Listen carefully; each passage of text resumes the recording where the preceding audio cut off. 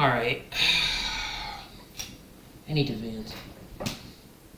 Okay, so, it really doesn't matter anymore personally, like, that's, like, personally, well, I said that 3 times, anymore, personally, but, yeah. But I really don't know when I'm going to be able to get this shit uploaded anytime soon again. But, dude, guys, I'm sorry I haven't uploaded in months, weeks. I saw that people really liked the video on Trump and and what he's doing with the military and all that. I appreciate that. 48 views now since the last time I uploaded. I think the last time I uploaded was like August 18th. Dude, I honestly believe some serious stuff changed in the world overnight on the 19th, and I do believe that people a lot of the people that were ready for that day, the rapture, I think they disappeared and we got left behind because, like, we had all those events converge on one single night, and I knew something was coming, but my family looked at me like I was crazy, and they said I belong in psych, so, and stuff, but,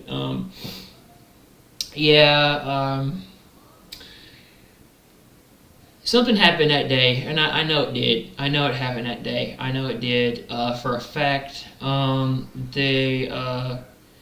We had like a thunderstorm and then rain and then lightning and all that on top of that all that night.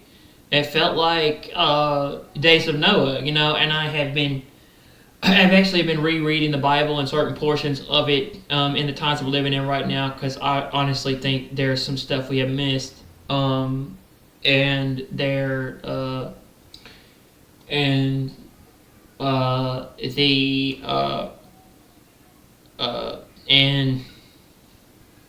I was going back and I was watching the scene from Left Behind, and I think a lot of that is corresponding with what's going on right now, but we're living in the times of a tribulation, if we're not already living in tribulation, because I think we are. I think a lot of us are living in hell. I really do, personally, but that's just me. And what's happening right now is it's hard not to see that something's changed. Something's changed since the 19th, and maybe even the 20th. This is the 21st, 22nd, and maybe the 23rd. Really brought a lot of changes to America. Like that night on the 19th, Trump announced he was deploying the military in other states on the 19th, and he didn't really have that power until that following night, which I think is kind of interesting because if you read the Bible says that the beast has the ability to change times and laws and do whatever he wants after the rapture, after the believers are raptured and people are taken away, or if you look at it from a standpoint, after before the start of tribulation, he has the ability to do whatever he wants, and Donald Trump has said that he can do whatever he wants now as president, and he has the ability to change times and laws. I mean, he has the ability to do whatever, and as long as he can cause a national crisis, he can do whatever he wants to do. That is, I have been telling people about this stuff for months, weeks. I mean, or my own family. I can't convince people anymore what I'm telling them is true. I don't know how to anymore. I'm gonna leave that up to God, and hopefully He can figure this stuff out. But the gist of it is that something has changed in the last couple of weeks. It really has, and you have to be blind not to see that it hasn't changed. To be honest, in our country, man, he wants to deploy the military to 19 states. He wants to go to Chicago and take it over. It just seems like it's a dictatorship or an authoritarian regime. We have a tyrannical president, and stuff, and it said this stuff would happen in the end times when it's occurred, that God would let this happen. And we are living in a month of plagues. There's been a lot of plagues and stuff going on. People have been getting sick, and there's been a lot of stuff like that. People have been have been really going through a lot of stuff and everything. And I don't really cover the news anymore, but Bubba News said that Russia was getting ready to put out a new app, a new thing for WhatsApp September 1st. I don't know when I'm going to get this video out of here. I think a lot of us are going to be out of here soon, and including me. I think a lot of us, including me, are going to be out of here by September, and I've already said this because I don't think we're going to be in this world much longer. I believe God's telling us that our time is up here. He's separating us. He's preparing us to leave. I really do believe very soon we're going to disappear, and a lot of people are going to regret the way that they treated us. But I do believe that very soon we're going to be gone from this world, because it says if the days were not shortened for the elect and chosen, then then no flesh will be saved. So something's happening.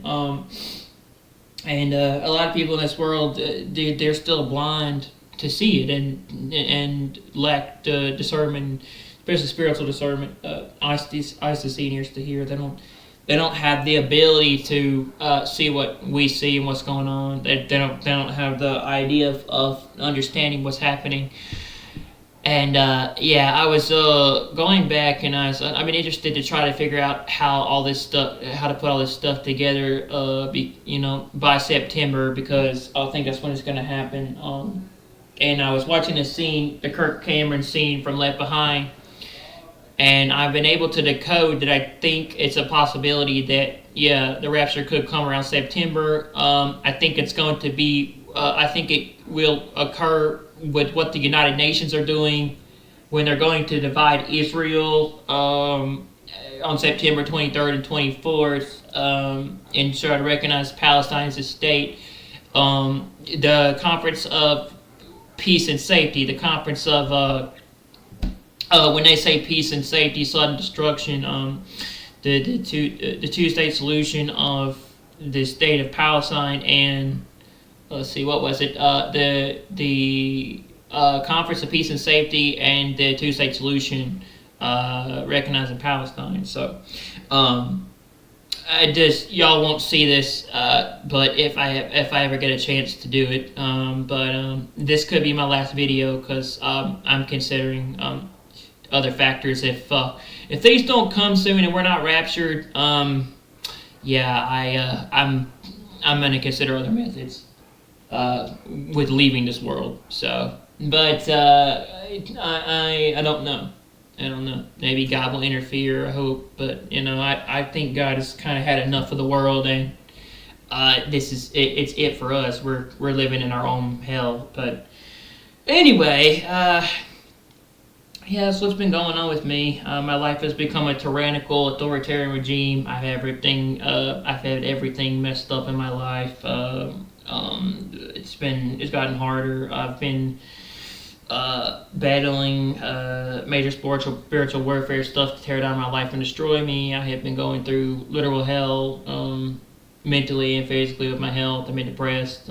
I've been considered suicide. I've everything in my life ruined, and it's pretty much been destroyed. Everything's just gotten worse, and ever since the 19th, things have gone downhill for me. I haven't even wanted to get on here and record, much less do I really have, much less is there really a point to recording anymore, because my family's destroyed my life.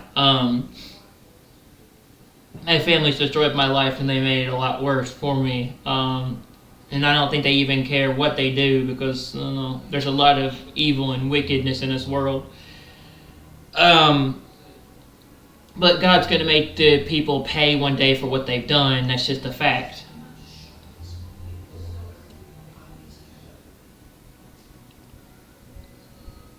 God's going to make people pay one day for what they do, and they're going to suffer for it. They're going to suffer for it all. And I don't know if I have what it takes to deal with stuff anymore. I don't.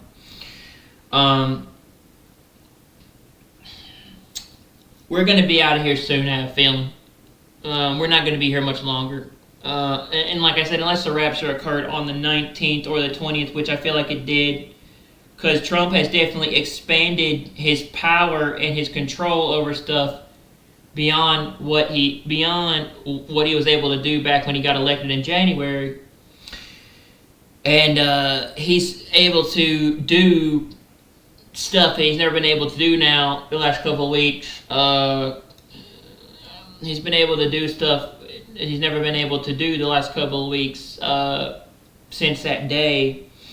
And it's really expanded. It's really expanded with the military and other stuff. And he's really pushing hard to do something to take over and use the military for stuff. So I don't like what he's doing. I don't trust him. It's just this world's not gonna hold up much longer. It's not gonna last. It's not gonna stay the way it is. I don't know if it's gonna work much longer. I really don't.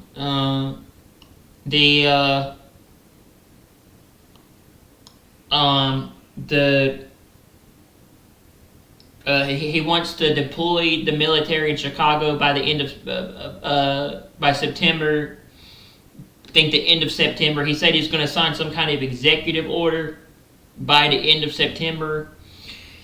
And there's a lot of stuff I don't like what he's doing. In a cabinet meeting,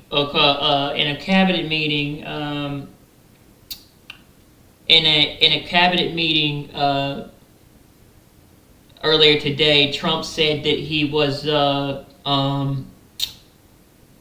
considering. Trump signed 2 executive orders where he got rid of cashless bail, and he put an executive order down where you can't burn flags. You can't burn the American flag. Flag burning is illegal, and it results up to 1 year in jail if you try to burn a flag. A guy in the military actually protested and showed himself burning a flag that served in the National Guard or the military, and he got arrested. So yeah, there's an authoritarian regime being run in our country, and so many people are blind to see it. It's not even funny, and yet they want to act like it's all normal and working, and they want to joke about it and think it's funny. But the Bible said this would happen, and the beast would have power to do this for 7 years, 42 weeks, sit in the temple and do whatever he wanted, making a 7-year covenant with Israel. We have September coming up, September 7th and 8th, blood moon. I already talked about this, and very soon, and something's going on. Something's definitely going on with it, and he's going to Gaza in September. Trump's going to Gaza in September, so there's a lot of things happening that are leading up to what I believe is tribulation and the 7 years, if we're not already living in tribulation and the rapture hasn't already happened. Stuff has felt very strange and weird. It's been different in the world since the 19th. And maybe even the 21st, when Trump went to D.C. to riot. Trump went to D.C. to patrol along. Trump went to Washington to have a ride along with the D.C. police, and I talked a little bit about this before, but Trump went to have like a patrol with the police in D.C. and And yeah, everything's just kind of gotten very interesting. Everything's gotten very interesting in America and the country. He's expanded that authoritarian power to other stuff, and he's just doing things that I don't like. And lately, with the things he's been doing, I just it worries me what's coming to the world and what's happening. He There are times when I can't even sleep anymore because like I worry about what the coming to our country and with the military. So I don't know, bro.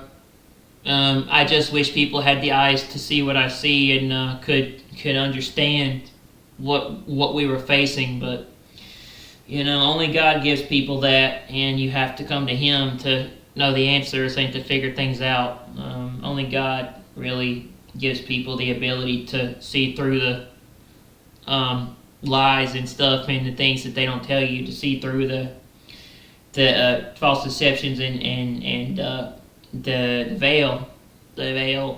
Only God gives people the ability to see through their plan and what they're doing, and gives them the ability to really understand that this is all part of a much bigger plan, and that to really see what they're to really see that they're trying to form an authoritarian.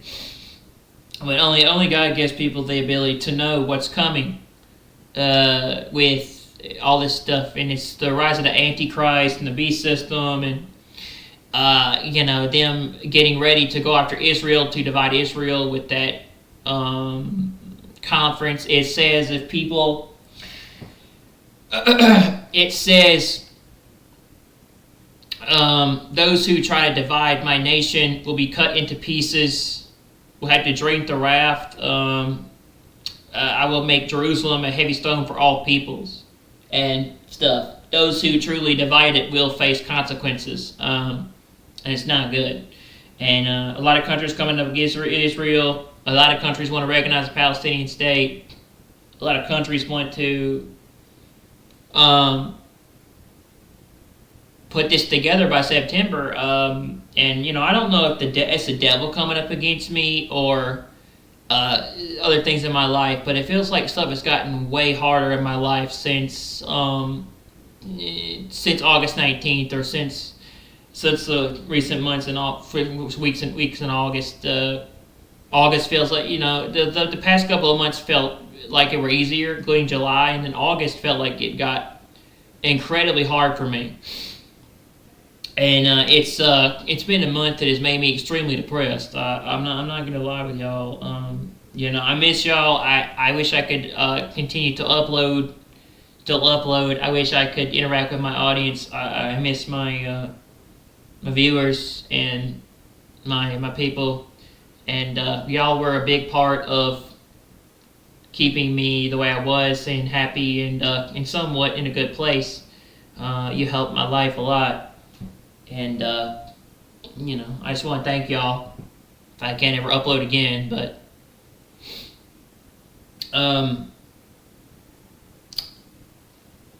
probably won't get this out, man. But if we are out of here by September, and we are out of here by September, and rapture does occur, and any moment now with what's going on, we could be out of here. We don't have a lot of time left, so. I don't know if y'all will see this. Someone will when I'm gone, because I think I'm going to be gone soon. But if I had to leave a left behind message, or if I had to leave a message to people, if I ever do get this out, come to Christ before it's too late, man. Get on the ark, accept God.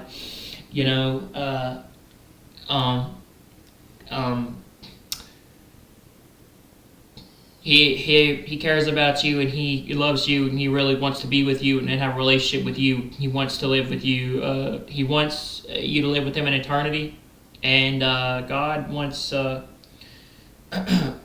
people to be with him forever. He doesn't want anyone to perish. He wants to see people. He doesn't want anyone to be left behind for the 7 years of hell that's coming to the world. And he cares about people, so he wants to try to bring as many people to him as possible before it's too late, before the world enters the darkest time in the history of humanity, which is Revelation.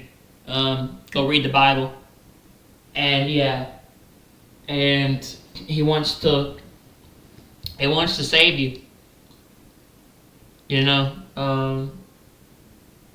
everything. So yeah,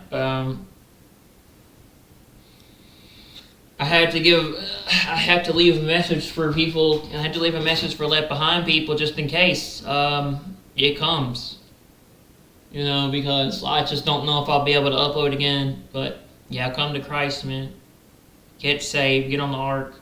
We don't know how much time we have left. We don't even know if the rapture did occur on the 19th and we're living in tribulation. But even if it did, you can still come to God and get saved. But you're going to have to go through 7 years of hell that's coming to the world.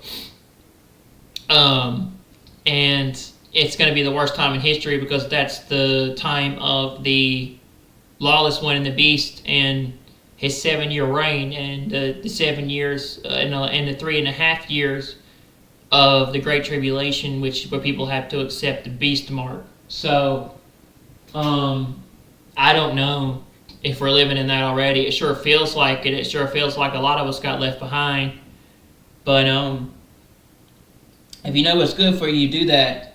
We are running out of time. We are running out of time,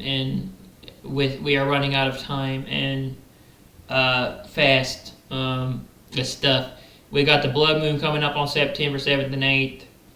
Well, we had this. You had this unusual occurrence, or this. It looked like this black moon that people couldn't see. We've had some massive storms and flooding and destruction in other countries. We've had a lot of major things. A possible war about to happen with Venezuela and the cartels preparing. Putting stuff over there, and we have Russia and Ukraine. So we have a lot of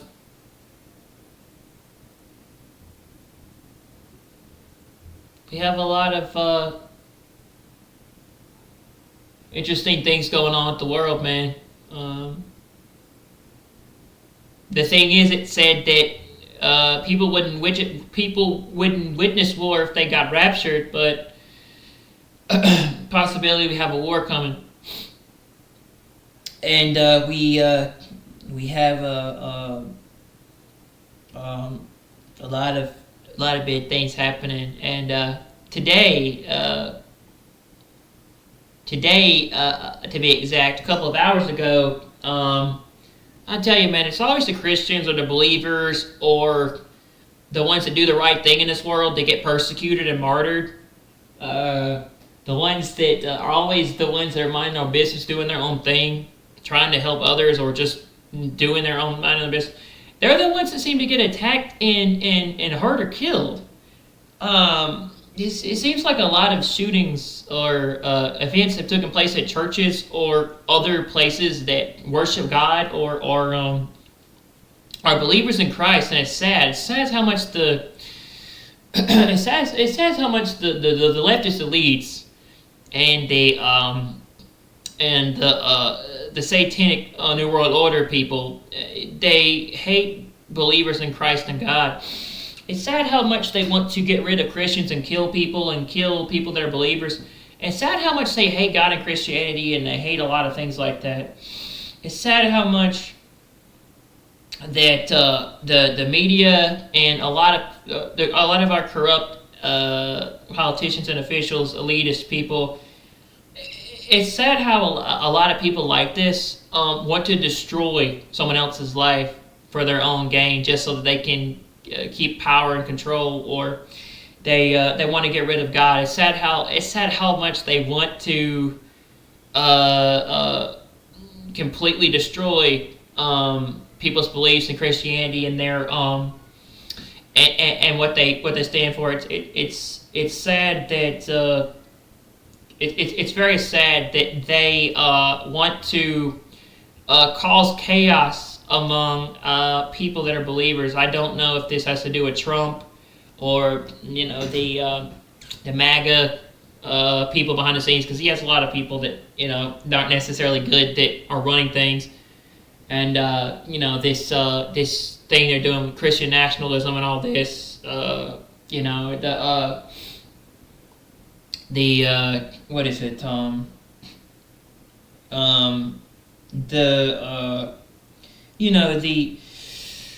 The leaders he's got running stuff like Pam Bondi and all these people, and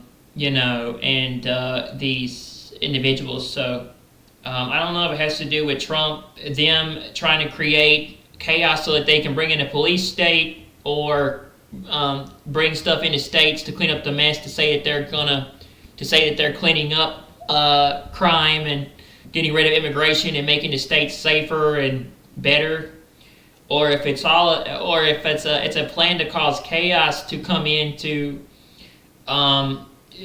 supposedly deploy the military there to work something out, or it's a plan to come in and bring law and order into states, to blame it on crime when crime is lower in other cities like Chicago and other places, or to set up the military there, to set the military to create a police/surveillance state, or to control the states. But there was a shooting. There was a shooting today in Minneapolis, Minnesota, and it's interesting because these people are pure evil and satanic, and they all have an agenda. And their agenda, one of their primary agenda, is they don't like Trump, and they don't like conservatives, and they don't like Republican people that are against this. So the people that are against the New World Order regime, of course, right? They don't like people that are believers in Christ either. They don't like Christians. So that has a lot to do with it. When you look at it, Minnesota, not Minnesota, but the leftist elites, they hate the conservative right-wing Republicans and Trump. They also hate the people that are backing him for America, because they don't like America, and they are doing everything they can to cause chaos while he's trying to he is trying to clean up the streets and stop crime, but they want lawlessness and chaos and all-out destruction. See, this is their plan. They don't like it that he's going into blue cities and trying to make things happen. And I don't necessarily agree with everything he's doing, but there's more crime in other places than others. But see, Minnesota was a place where Minnesota is a blue state. It's a blue liberal state, and people don't know this, but the governor of the dude that ran for governor, the dude that ran for vice president, Tim Walz. He was the governor of Minnesota, and Kamala Harris and Governor Walz, and everything.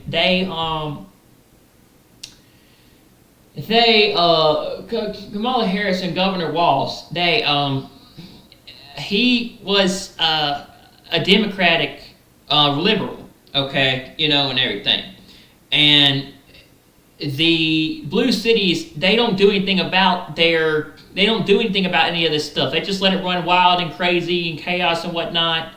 They don't do it. They let Los Angeles burn down with fires in January. They don't do anything. They're not doing anything to cause this. They want this to happen so it can cause chaos, so it can cause an uproar. These people don't want peace. They want war. They want a civil war. That's what I think. They want a civil war. They don't want this. They're willing to fight this, and they don't want them to come into the cities and clean up immigration and get rid of people like this. These people want migrants coming into the country. They want to overflow with stuff. This is their plan, man. They want to they want to do all sorts of evil stuff, and they want to leave the borders open. They want chaos and confusion and all this stuff. This is what they want. They want to change people. They want to promote LGBTQ. They want to for people to be transgender. They want people to be. They want you to be confused by your sex. They want to do all this stuff. They want to blame race for everything and gender, and they want to confuse the situation. They want to confuse everything. And that's the devil. And he, and everything. And we're living in that time. And that's what they're doing. That's their agenda. That is their agenda, hands down. And see, Minnesota is a blue state. It's a liberal state. It's a state that, in a sense, isn't really doing anything about what's going on there. So they let this run wild. They did the same thing with D.C., see? It's all part of their plan and their agenda. They don't do anything about it because it's a setup. It's either a false flag, or it's a plan, or it's something to bring about what they want to do.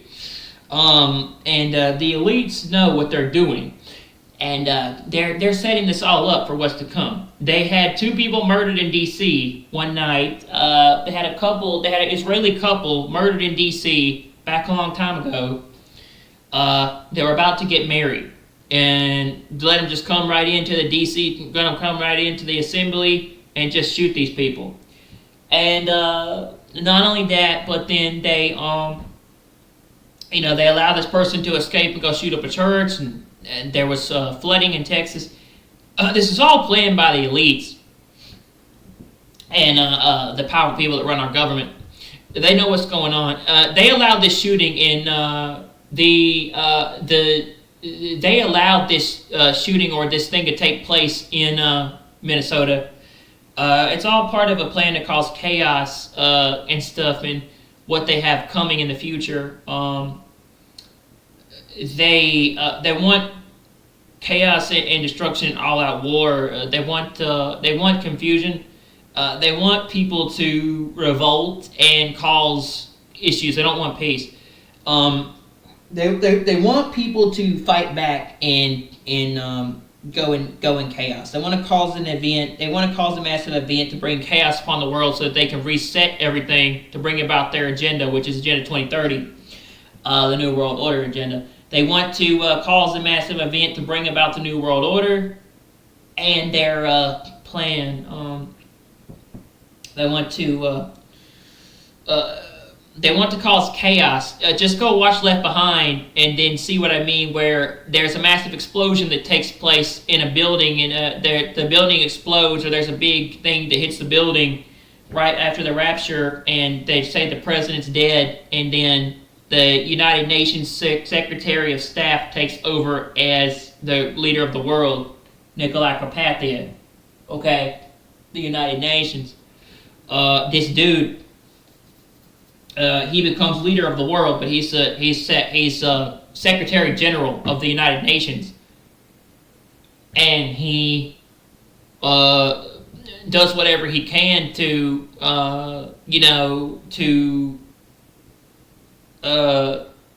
bring about this agenda, and everything.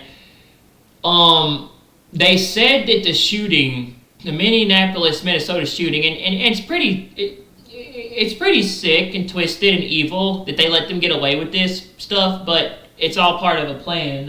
It's pretty sick and twisted and evil that they let them do this and go kill people. But Satan runs this world, and so do his demons and his people, and he has a short amount of time left, so he's trying to put together what he's doing while he can.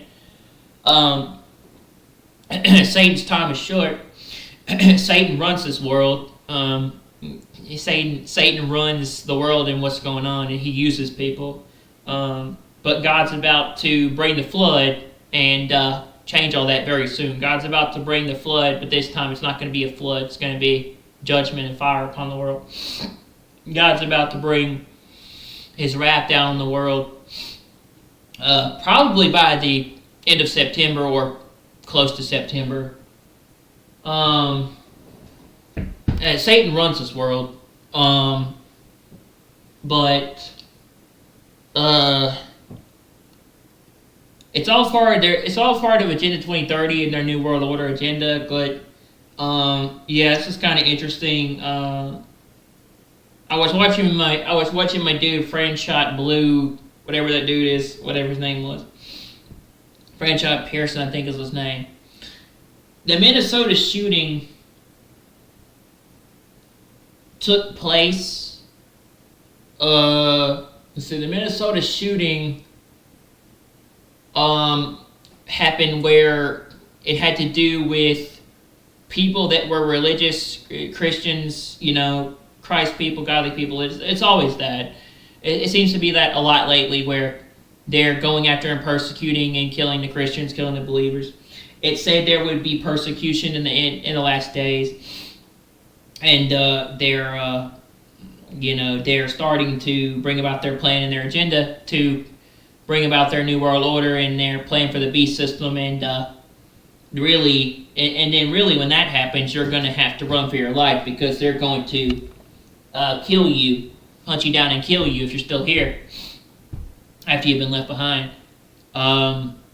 But they're already preparing the world for the mark of the beast and having to accept it. And if you don't, they'll kill you or they'll persecute you, and you'll be put to death, or you'll be killed for following God. If you're still left behind, and even if you're not a believer, you'll still be killed because you don't take the mark of the beast. But they're already preparing the world for persecution and setting it up for the events to come. And they're going after the believers and the Christian people and God's people, and the chosen. I mean, the individuals that are still left here. But they're setting the stage for September. And it said that this shooting took place at a Catholic mass. These people were Catholic, okay? These individuals were Catholic. It took place at a Catholic mass. And these people are evil and satanic and, pure 100% wicked. So, of course, they let them get away with doing this, and it was okay. They were okay with it. Saying wrong. Of course, this would happen, and I think it was a false flag, or it was staged, or they were doing it as part of a plan to come. I think they were doing it to scare people, put fear into people, because that's what they do. They were trying to use it to control people. See, the devil doesn't like it when you don't agree to his demands and what he wants, and he can't control you. So he wants to get rid of you because he hates you. See, when he uses certain people to get you to follow something and you don't agree to it, he hates you. The devil doesn't like it when you refuse to accept throwing away your freedoms for something else, okay? He wants you to turn away from God and follow this world. He doesn't want you to follow it. So the devil doesn't like it when he can't control you. Okay? Alright? So, what ended up happening was, is they shot a bunch of children, bro. Y'all won't see this, so it doesn't matter. But, maybe eventually I can get this out. But they shot a bunch of children. Okay?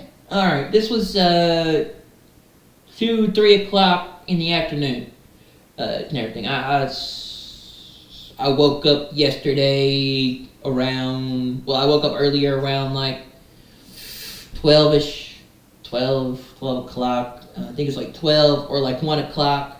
Turned on YouTube, and I was like, yeah, there was a shooting in Minnesota where if people were Catholic, they were getting at a Catholic mass. They were in a church, and I don't know how these people get away with doing these types of things, and it's okay, but I don't know how they get. First of all, I don't know how to get their hands on weapons, and secondly, I don't know how they get to these locations. It's like they know where they are, and they have it already planned, and they know what's going to happen, which is purely 100% wicked and evil and satanic, and that's the devil's plan. That's the devil going about putting his agenda into place, preparing the world for the Antichrist.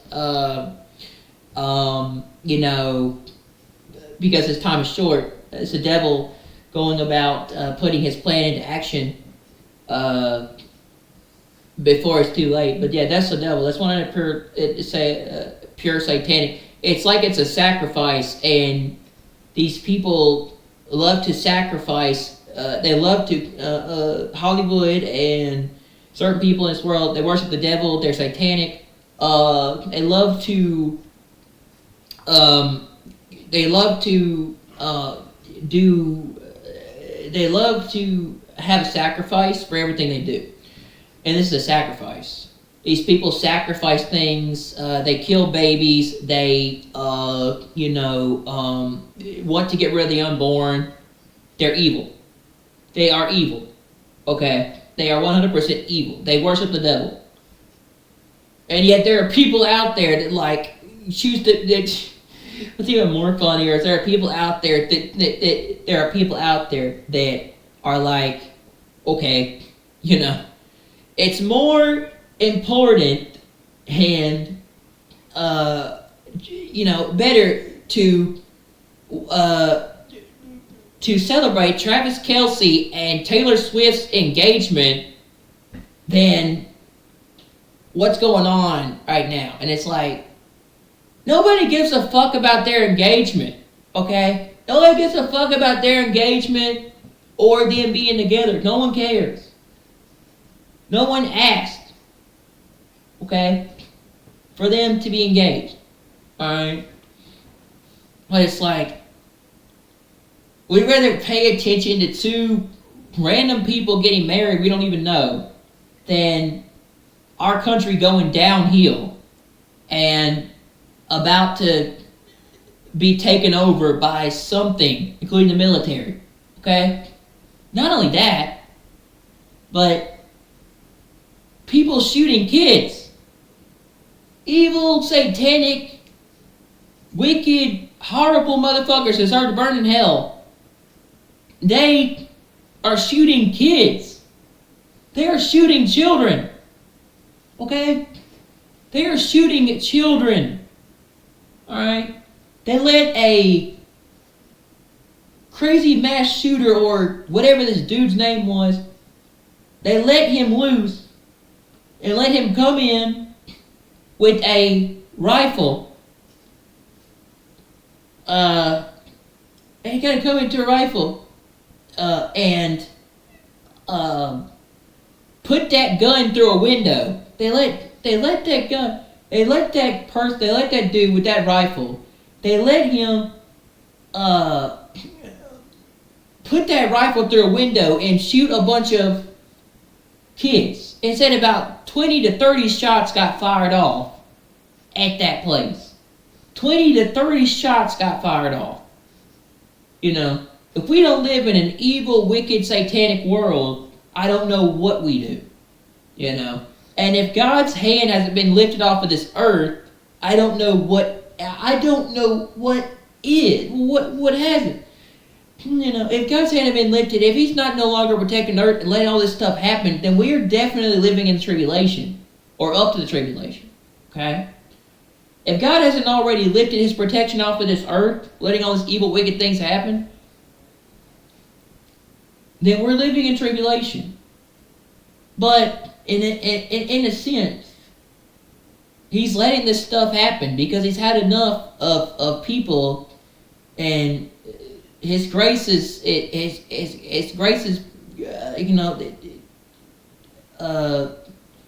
done with grace, and now is the time for wrath and judgment. his the age of grace is over. He's done. He's no longer accepting people into the ark or reaching out for them to come to him, or in a sense, he's no longer offering them salvation. He's had enough. He's fed up with the world. It's like, all right, okay, you don't want me? Well, I'll give you this tyrannical, crazy leader that's in office. All right, you don't want me? You don't want, you don't want peace and all the stuff that comes with following me. I'll give you this tyrannical, crazy leader running the United States in office. Yes. No, sure. Think about it. Why wouldn't God do that? Right? They hate him, and they won't accept him. So who else would they accept? Someone who doesn't come in his name. Donald J. Trump. Right? So, look. Not saying that's the case, but it's a possibility. It is. Donald John Trump. Right? And people are going to be like, well, there's been mass shootings and shootings before in the past. Well, it's definitely been a lot different this year, and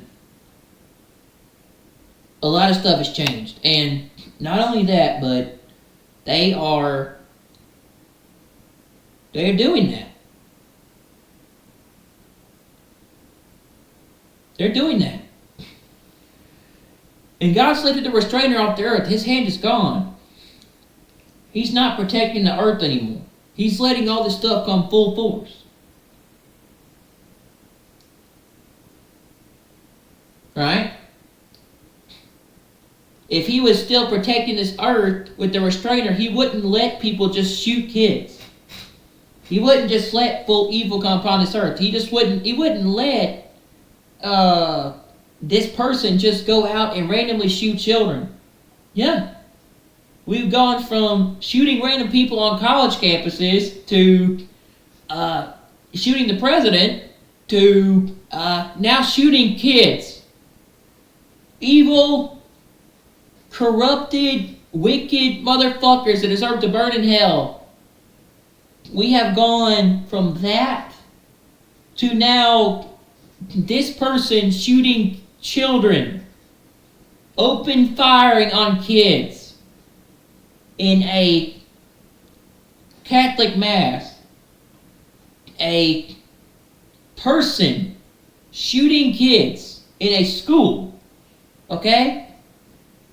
Shooting innocent children that had nothing to do with this.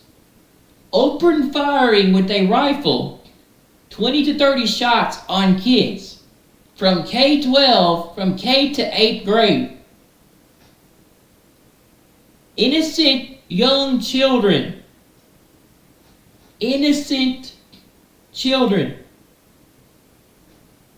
Kids that don't know anything about the world or what's going on. Kids that are innocent, that are not even old enough yet to understand the world. Firing gunshots at kids. And I'm not making this up. Okay? That makes me angry that evil, wickedness, and satanic shit continues to thrive in this world. I'm ready for a world one day where all this is no longer the case. And we live in a more peaceful world where all evil is gotten rid of. And, we can live in a world where Christ will stop all that.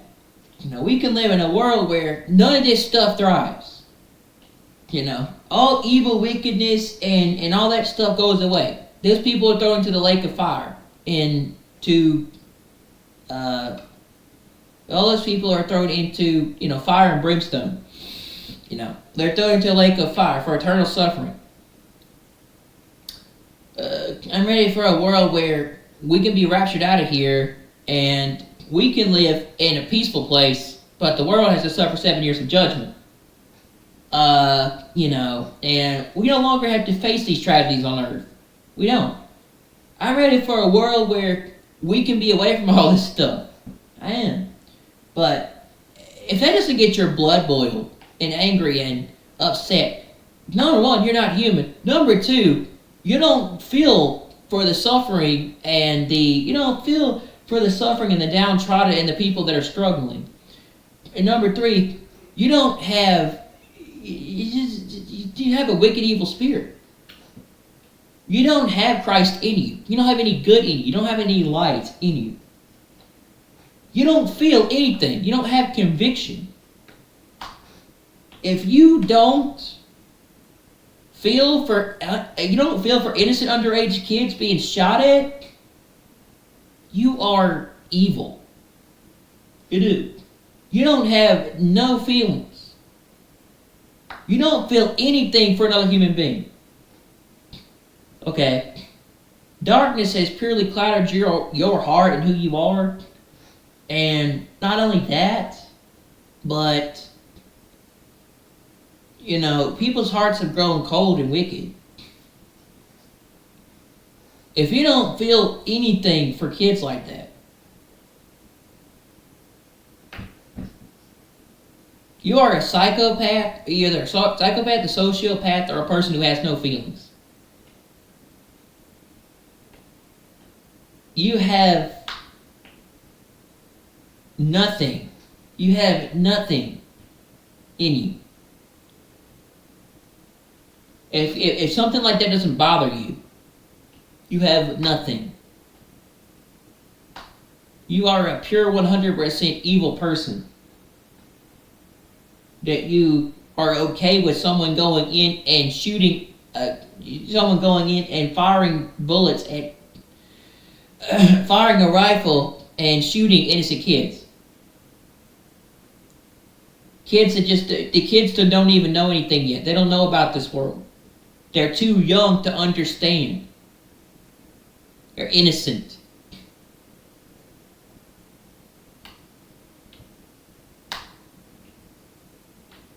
They're innocent. And evil and wickedness thrives on this earth. And it's sad that it does. And I can't wait for the day when it goes away. And when it's gone. I can't wait for the day when suffering stops, wickedness goes away, and evil is no longer on this earth. No longer thrives. I can't wait for the day when we can be in a better place. And that's no longer the case. But this world is a corrupted, sinful world. And until God comes back with the rapture, or comes back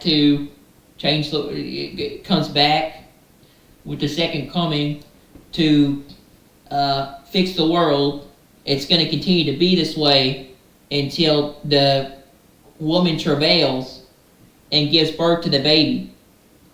And then sudden destruction comes upon them. But the believers and the ones that are saved and the ones that have Christ, they'll escape. They won't. They'll be in that situation for 7 years. They'll be in that type of hell for 7 years. This will continue to happen until the woman, which is the earth, travails and gives birth to the child, and has the baby. And then when she has the baby, that's when destruction comes upon the earth, and they will not escape. It will all the birth pains that continue to happen will lead up to that event where the woman finally travails, gives birth to the child, and then they don't escape. The ones that were not ready. But the ones that were ready, yes, they do. And this will continue to happen until God comes back and gets us with the rapture or his people, or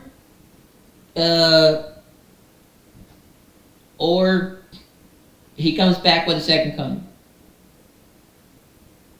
But it's either the birth pains that's causing this to happen, or God's finally had enough of the world, and all these events he said would happen, including telling people about the gospel, having the gospel reach all ends of the earth, and then the end would come, and he and God has had enough. So he's lifted his hand from the earth. He's lifted the restrainer in his hand from the earth. God's lifted his hand in the restrainer from the earth, and no longer protecting it, letting these things happen, letting it all unfold like he said he would. You know, famines, pestilence, plagues, disease, all these things. Okay?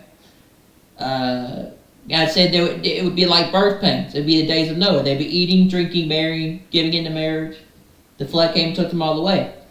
I was reading Noah's Ark, and God told Noah to build the ark to get every animal, every kind of whatever, every creeping thing, and all these stuff on the ark before it flooded the earth, and his family and everyone else, and everyone else got swept away except for them. And Noah worked day and night to prepare that ark, and God told him that he would never flood the earth again. He didn't tell him that he wouldn't bring wrath down on the world, you know, when the time came. Okay, he said, "I'll never flood the earth again." That doesn't mean that I won't do it. That means that this time it won't be different. But yeah, I was reading Noah, and everybody looked at Noah like he was crazy. But yet he was working on this wooden ark, and God told him exactly how to build it. And it said they were doing normal stuff until the day Noah got on the ark, and it was too late because the door shut, you know, and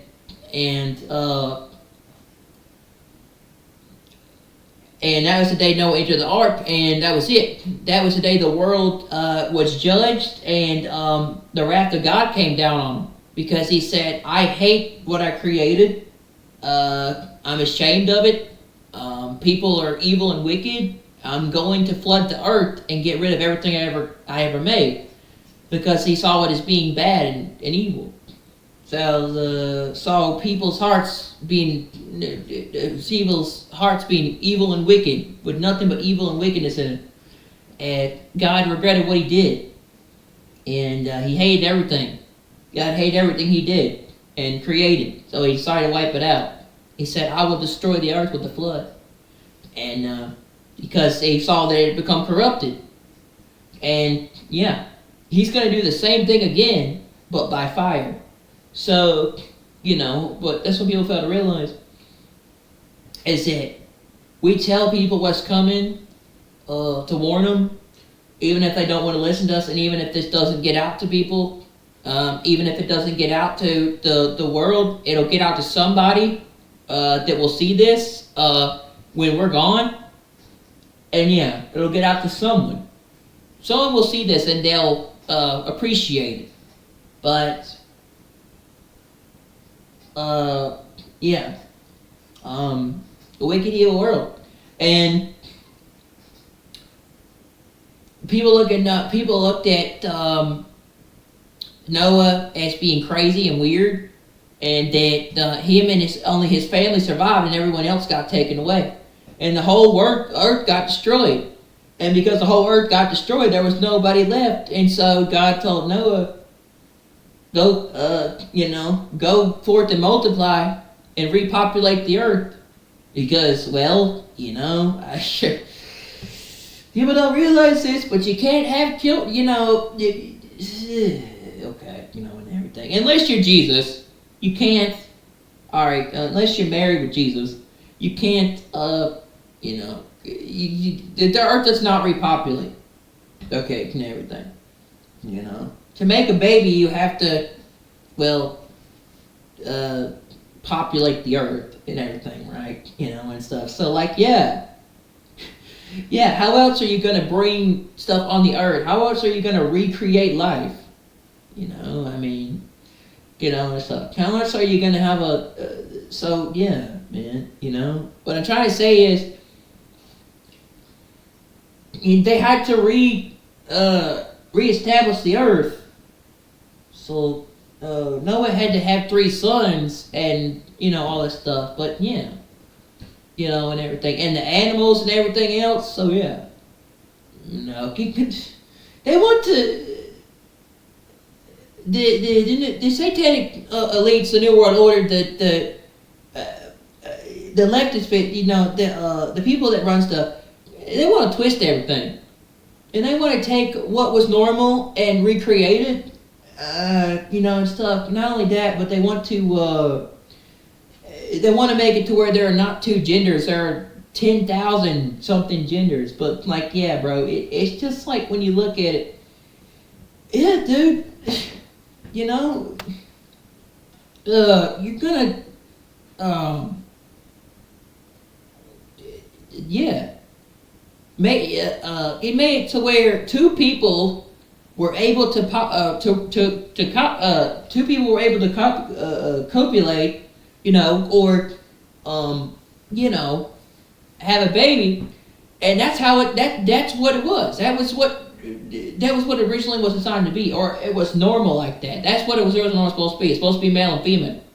You're supposed to have male and female from all types. As I said, that's what God said, even with the animals. You get the male and you get the female for the animal, for their parts, each animal and each creeping thing and whatever, to get on the ark. Their male and their mate, and all this stuff and stuff. So, and everything. So, in a nutshell, God originally created 2 genders and made it to where they could,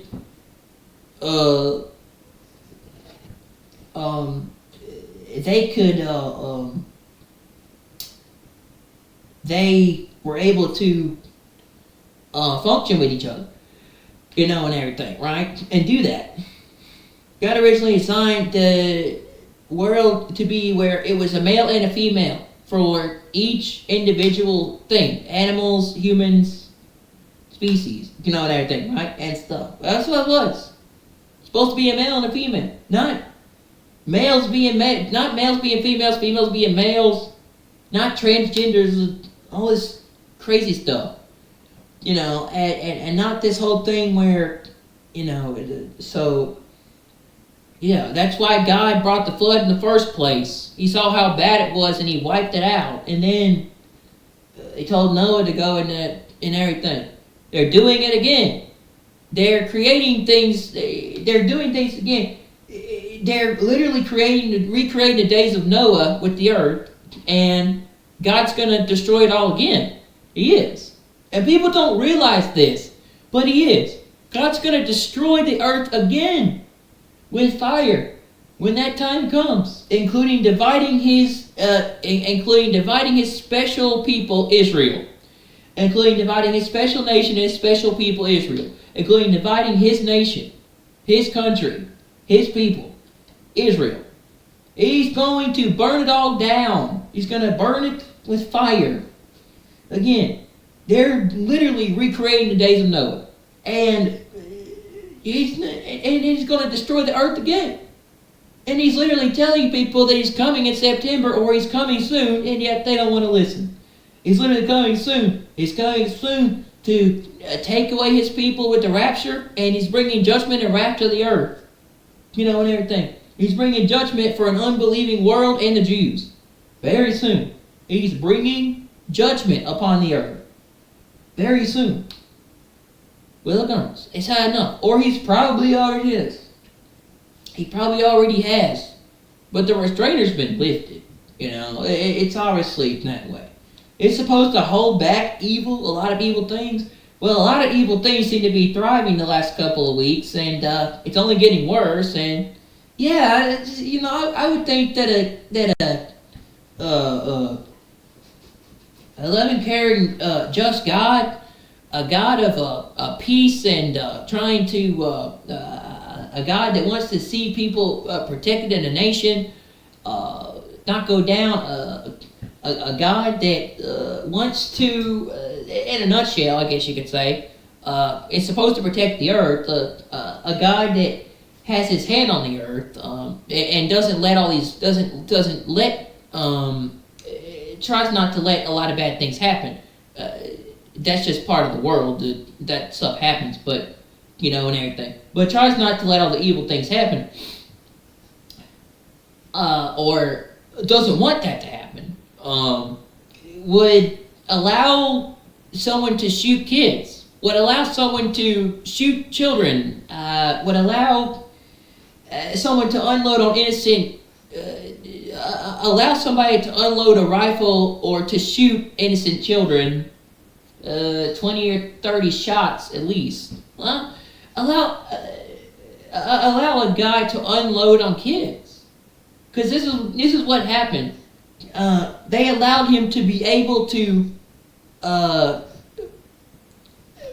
They allowed the guy to be able to shoot through a window into a Catholic mass. 20 or 30 shots, killed about 5 to 10 something kids. The rest of them ran for their life, and it was bad. And then the guy turned on himself and shot himself. Self-inflicted gunshot wound. And then, we're in a world now where society is breaking down, and the world's falling apart, and the birth pains are getting so intense that that woman's about to travail and give birth to that child. Society is not going to hold up much longer, and we're not going to be here. Society is kind of on a collapse, really. So the world is falling apart, but for most people, it's falling into place. For people that know about the rapture and are going to be gone soon, for the world's falling apart. For the people that have Christ and are saved and are believers, we're going to be gone soon. The rapture is about to occur. That for us, it's falling into place. We're about to be gone. And that trumpet, we're about to be gone. For the world, though, it's collapsing. It's falling apart. They're losing themselves, and they don't know what to do, and so they're clinging on to other people and things. But their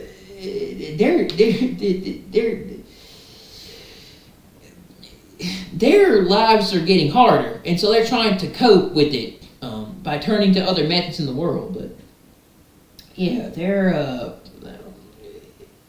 their lives are falling apart in the world because they don't have Christ. Like, while people are going through what they go through, God, there's a sense of peace there, in a sense where we know we're going to be leaving soon. But for the unbelievers in the world, they're being judged. The world's being shaken. They're going through a time where they're going to have to choose pretty soon what they're going to do. And their lives are getting hard. Their lives are not working well. It's falling apart. Trying to cope with holding on to this world, which isn't going to last much longer. But they're in a nutshell, those people are pretty much trying to hold it together, but they can't. They're either drinking their life away, smoking, doing drugs, turning to substances, alcohol. That it's because the world's in a stage where it's slowly falling apart, and they don't realize what's going on. But the only way for them to cope with it is to drink. Now, the world's going through a shift. It is. And they know the only way to deal with it is to drink or to turn to worldly stuff. See? But, yeah. That's all it is. That's all there is to it. The wicked are coming out. Everything they're doing is being brought to the light. They are being judged. They're being brought to deal with what they deal with.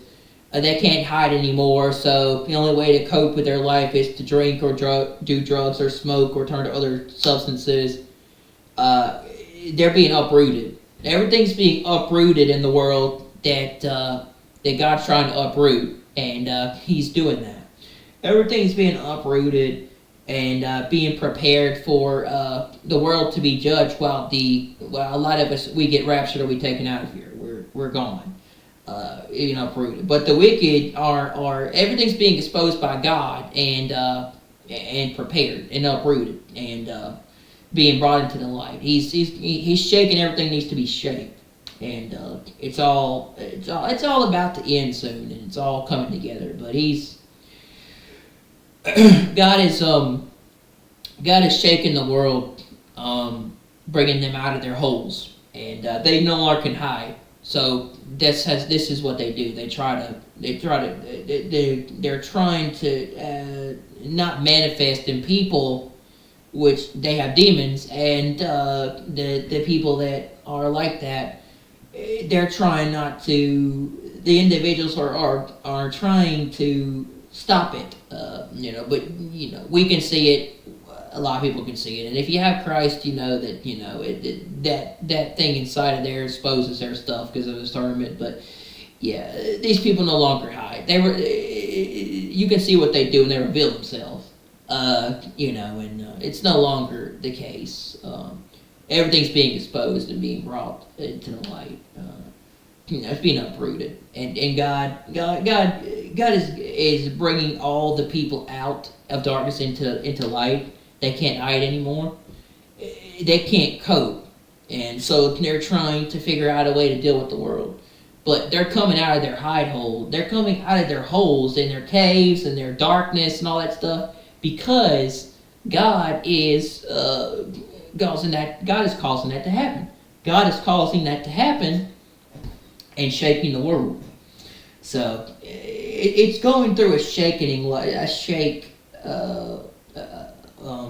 God is shaking everything that needs to be shook because He is preparing the world for judgment and for His bride and His people for the rapture. He's preparing us, the saved believers in Christ, the ones that have repented and turned to Him, turned away from the world, following Him. He's preparing us for the rapture, while the world is being shook and prepared for judgment. He said God's setting the stage for judgment for the world and for the rapture for us, and preparing us by telling His people when it's coming, so we won't be caught off guard, so we can be prepared. Whether that's Rosh Hashanah, Feast of Trumpets, or sometime in September, but it's coming. In a nutshell, their days are numbered, and they know it. That's why they're trying to do everything they can do on earth while they still can, because demons and Satan and all of his stuff, their time is short, and they're trying to act while they still can. Okay, they can. They're trying to act while they still can, and we don't know, we don't see what they do, and everything. Or as Phil Collins said, you can wipe off that fake smile and that grin and everything you do. I know what you do. You can't lie to me. You can't hide it. We see it, okay? Like, you're trying to play us for fools, or you're trying to act like we don't know what you're doing. People are fake, okay? And that's the point. It is. We don't see the cracks behind a person. If you have Christ and you have that spirit in you, you can discern demons and spirits in people. You can. You can tell a person's not normal. You can tell that they have a spirit. That's not them. You can discern the devil in a person or a demon. They can't hide who they are. They are nothing but liars, and they lie, and they make stuff up, and they try to make you think what they're saying is true, but no, that's a narcissist. Not only that, but that's a demon loves to make you think what they say to you is true, and they love to twist it. They love to twist the truth. People like that love to lie.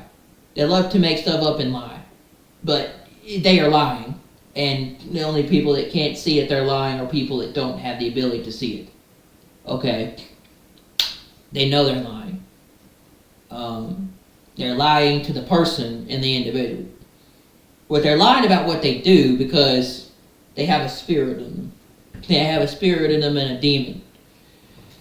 And they're not going to get away with it much longer. They're not. The world loves to think that they can. The world thinks that they can get away with their evil deeds, but no, God sees everything. He does, and everything. And he's shaking everything. There's been a massive shaking in August and the last couple of months, and it's all coming together. All the signs are coming together for September and the coming rapture and our exit, probably the two-state solution. All the signs that the Bible pointed out in the last days are coming to light. Everything is falling into place, and everything. Everything is falling into place, and we're not going to be here much longer. Something's happening, and everything. Something's happening, and we're going to be gone soon. The people that know that the time on earth is short and we're not going to be here, if you are a divine reborn again, if you're a divine born again saved person, this is not where you belong. You're not on earth. You don't belong on earth, and you don't fit in with this world. And the people that understand that, okay, and everything, we know we're not going to be here much longer. We don't fit in with the regular world, okay, in a sense, because we have Christ. We have the Spirit in us. We know the truth, and so that's something that irritates people. That's something that irritates most people because they don't want to hear it. It irritates them because they know their time is short. They're about to be judged. The demons in them get angry at you and they hate you. They rage at you. They can't stand you because something about you carrying the Spirit, the Holy Spirit fire of God, it irritates stuff in them because it exposes their inner demons. Okay, and so that is really what happens. And we're going to be gone soon. We are. We're going to be gone soon. Another big sign that happened is they blew the shofar on the Temple Mount for the first time in 200 years. That's a sign. And see, most people can't put that together because they lack the ability to see what we see, like I told you already. God gives His people the ability to see and discernment. If you come to Him and ask Him, says, seek and you shall find. Knock and the door will be open to you. Come to me and I shall give you answers. Okay, and everything. We know. And there's no denying it, and everything. But it says, come to me and I shall give you the truth. Okay, and everything. And stuff. We see signs falling in place. They don't see what we see. They don't see that we're going to be out of here pretty soon by the end of August or maybe maybe September. But the signs, they don't put together the pieces like we do with Israel and all that, and the two-state solution, dividing the country, dividing them as a nation, and the shofar, because it points to the coming third temple, and the Bible, which it says Solomon's temple, which they put together to build the third temple, the coming Antichrist.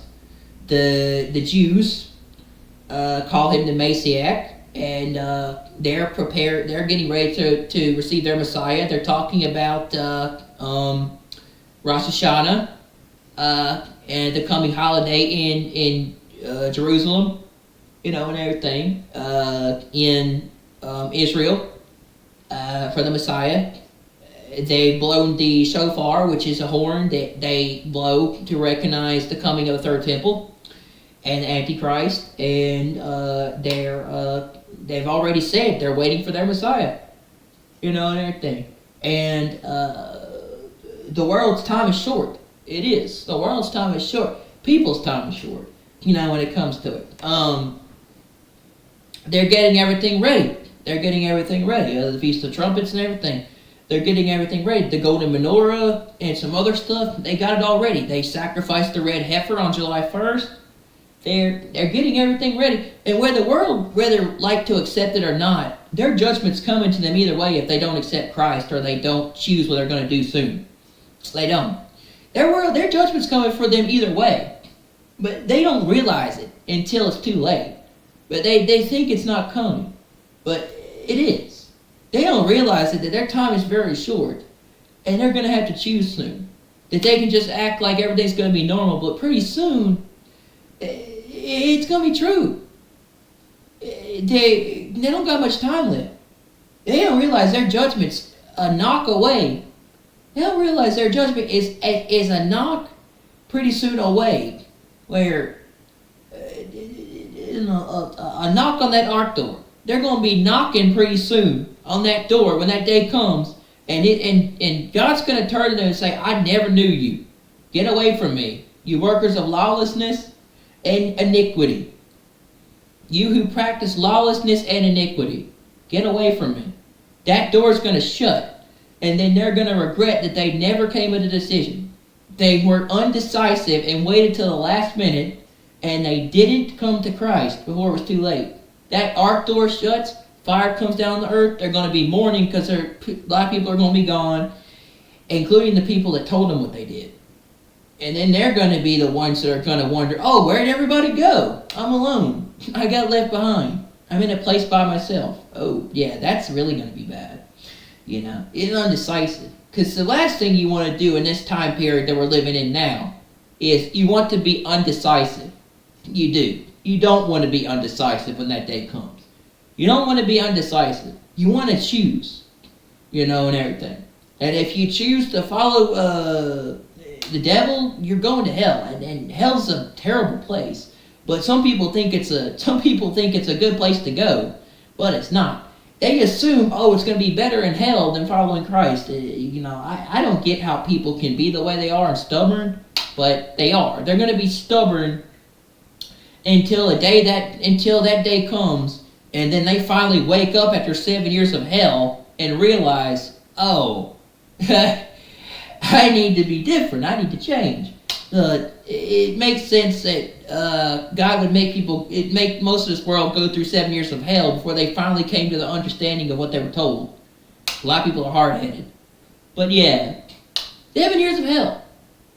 7 years of hell, 7 years of judgment upon the world. You know, and everything, right? It makes perfect sense. It really does. And it makes a lot of sense that they don't choose soon where they're going to be. Dude, I could be gone as of right now making this video. I could be gone tomorrow. I could be gone at 12 o'clock midnight because according to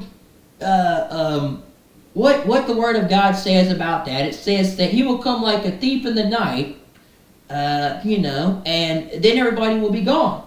And one will be in the field, the other one will be gone. One will be in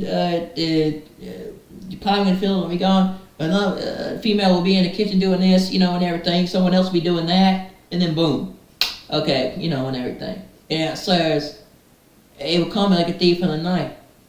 Comes at night. Possibly midnight, right? I could be gone right now, as I said. I could be gone any moment right now. I could be gone as I'm recording this. You know, and everything, right?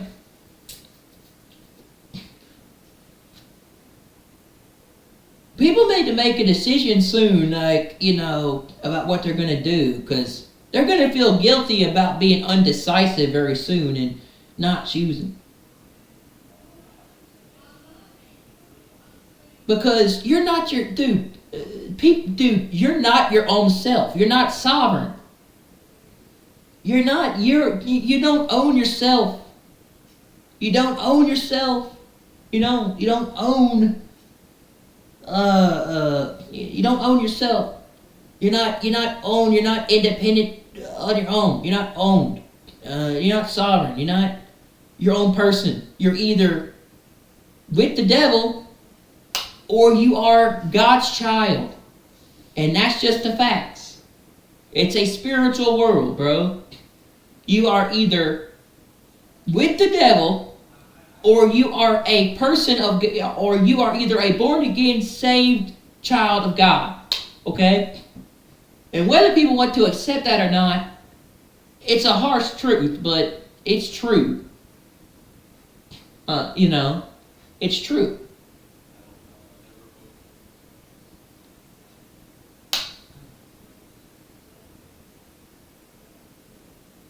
And once September comes, that's it.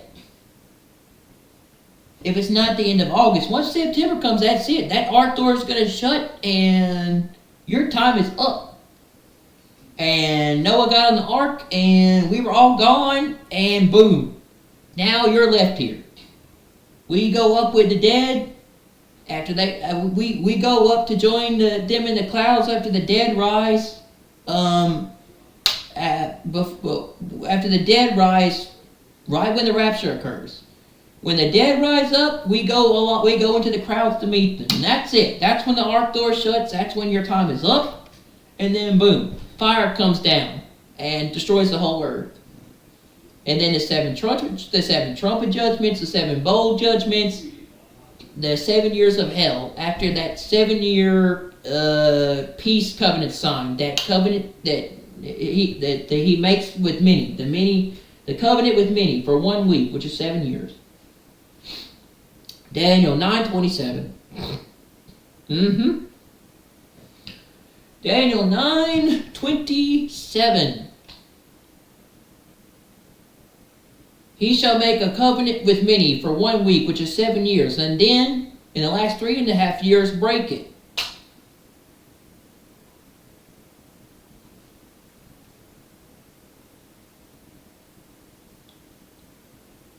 Judgment's coming down on this earth. September, I think, is going to be the final, or the end of August is going to be the final month to come to God, and then September is going to be it. September probably is the last time that he's reaching out to people. September is it. We're gone in September, or we're gone by August. Or I could be gone today. I could be gone at any moment. 12 o'clock p.m. to be exact. Maybe. Midnight. That's it.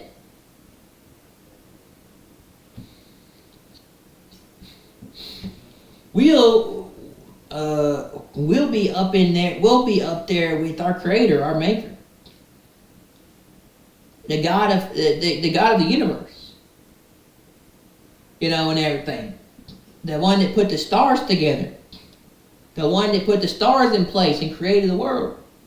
We'll be up there with God. The one that came down to earth thousands of years ago to die a brutal death to save me and you from our transgressions and the stuff we've done, to save us,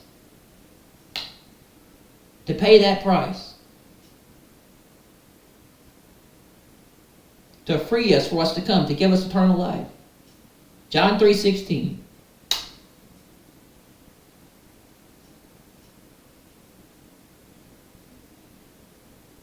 And then hell comes upon the earth in fire. We'll be in a better place while they have to face judgment. It's a very sad day when you know this is coming, and it doesn't matter if I get this uploaded or not. Someone will see it. Someone will see it when the rapture does occur, because after the rapture occurs, the world's going to go to hell. It's going to be in chaos. Planes will go down, cars will go out of control, people will disappear, there'll be wrecks in the highways, there'll be all sorts of chaos. There'll be screaming and people wondering where people went. There'll be people running like crazy. There'll be people going nuts. There'll be people wishing they had another chance to listen to the people in their lives that told them what they did, and it was too late because they were gone. It'd be people wishing they had another chance to have that, to do that over when they were gone. They wish they had another chance to go with them that told them this was coming. But they never listened. You know? They said they had another chance to do over in life what they could have done, but yet they made but yet the people in their lives did nothing but make their lives worse. But God has a funny way of separating certain people from certain individuals. They did nothing but make their lives a living hell just because they were just trying to tell them what was coming. And also help people and help people and lead them into doing, help people and tell them and lead them into what was right. Just trying to lead them and tell them about and to get them on board the ark before it's too late. Just for doing good in this world, your life gets worse. And, you know, they can sit there and talk about hotel plans and all that crap, but they're too gullible and stupid to realize that most of us aren't going to be here. They can go ahead and plan everything. Dude, people are going to plan vacation and do all their plans in the world, but the only person that knows the real plan is God. Not only that, but they're too blinded to not know what's coming in September. I think it's funny how you want to plan for a hotel, but it's not going to happen.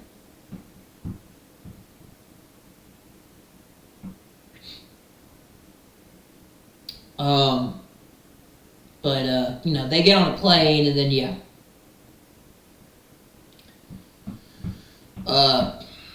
I'll be gone by then before they get on the plane, though, I'll tell you this. But if the rapture comes on that day, you get on an airplane, you best be praying to God. You don't go down. You don't go down with that flight like Left Behind. You best be praying to God. You're still living when people disappear off this earth. And people disappear out of an airplane. Ooh, I wouldn't want to be that person that's in that plane, knowing that my life is, knowing that my life is in the hands of someone after the rapture occurs. No.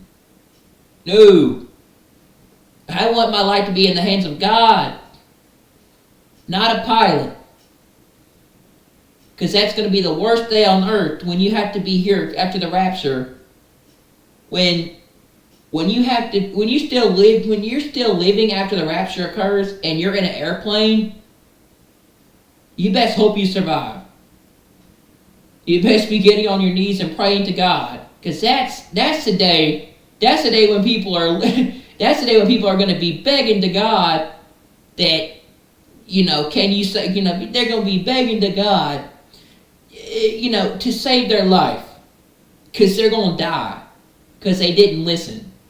It's going to be a day when they're going to be getting on their knees begging to God that they don't die. It is. You best hope to God you're not here after the rapture. You best hope to God you're not here after the rapture in those days of darkness, because it's going to be horrible. But I wouldn't want to be that person that has to wake up to what happens after the rapture. I bet it's going to be hell on earth. I would.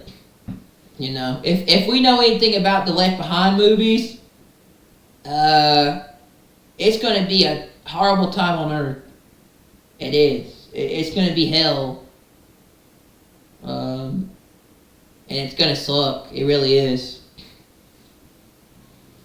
But people best choose who they're going to go with soon. Because they can't just be undecisive and do nothing. They can't just not choose.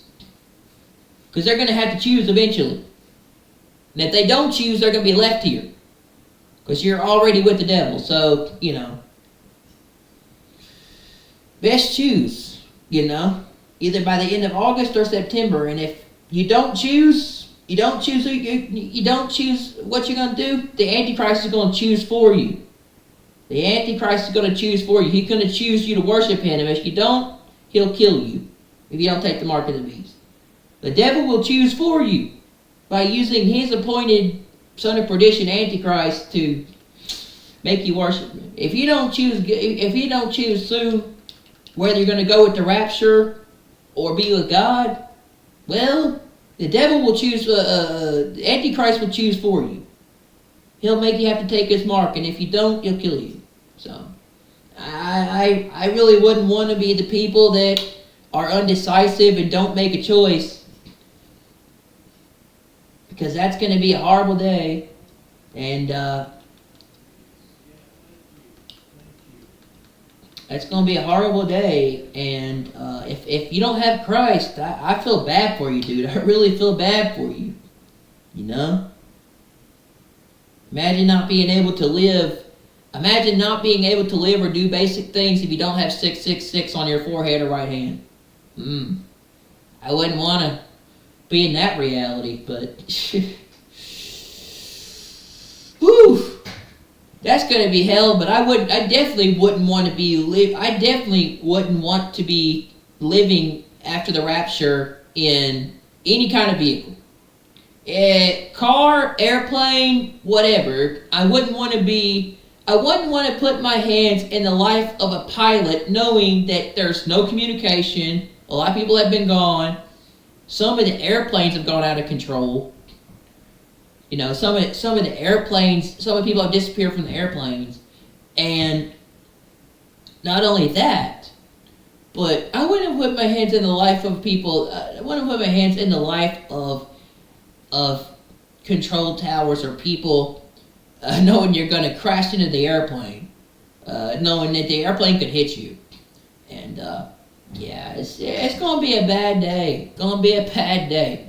Somehow, I guess people will somehow survive because, you know, but they're going to get injured because they're going to crash. People are going to die on that day. They're going to die on that day the rapture occurs. They are, you know, because cars are going to go out of control. It's just, I feel bad for people who don't heed the warnings. But I see a lot of us being out of here by the end of August or September. But I think September is the final month. I think people need to either come to God and get on the ark or risk you being left behind in tribulation for 7 years of hell and having to face that day. Or having to be left here. You know, and everything, or having to face hell, you know, and everything. It's gonna suck. It really is. Not to mention having military deployed in the States, having the National Guard all around everywhere, soldiers, and people guarding certain areas in the neighborhood. Probably lockdowns, martial law. Let me think. You know, men with guns patrolling your neighborhood. Yeah, pretty bad day after September, man. Pretty bad time after September. You know, gonna be a horrible time. Worse than COVID. And yeah, I wouldn't want to be these people. I want to know that I was secure in Christ and saved, and you know, God had me, so I didn't have to. So I would be prepared for that day to come. So all I had to do was leave. All I had to do was just be prepared to go, and I leave any moment. And I honestly see myself leaving any moment very soon, but no. I wouldn't want to be those people. But, you know, I don't know if I can take it much longer in this world, man, with the way things are going. It's just, I'm ready to go. I'm ready to go and leave. I hope we get to leave soon. I can't wait for that trumpet. You know, but yeah, the shofar being sounded on the Temple Mount is another big sign of we're getting close to the rapture happening very soon, and God coming back to gather His people and His elect and certain members with the rapture to occur. God's going back to get the people that are the believers and the saved and the ones that are prepared for that day for the rapture. God coming to get his bride, his people, his elect, the ones that are prepared and watching. God's coming to get us that are leaving and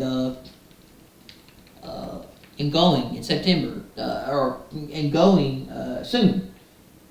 Either the end of August or sometime in September, but God is coming back to get his people very soon after what happened with the whole shofar, blowing of the horn and the shofar on, I believe it was 2 days ago, I think.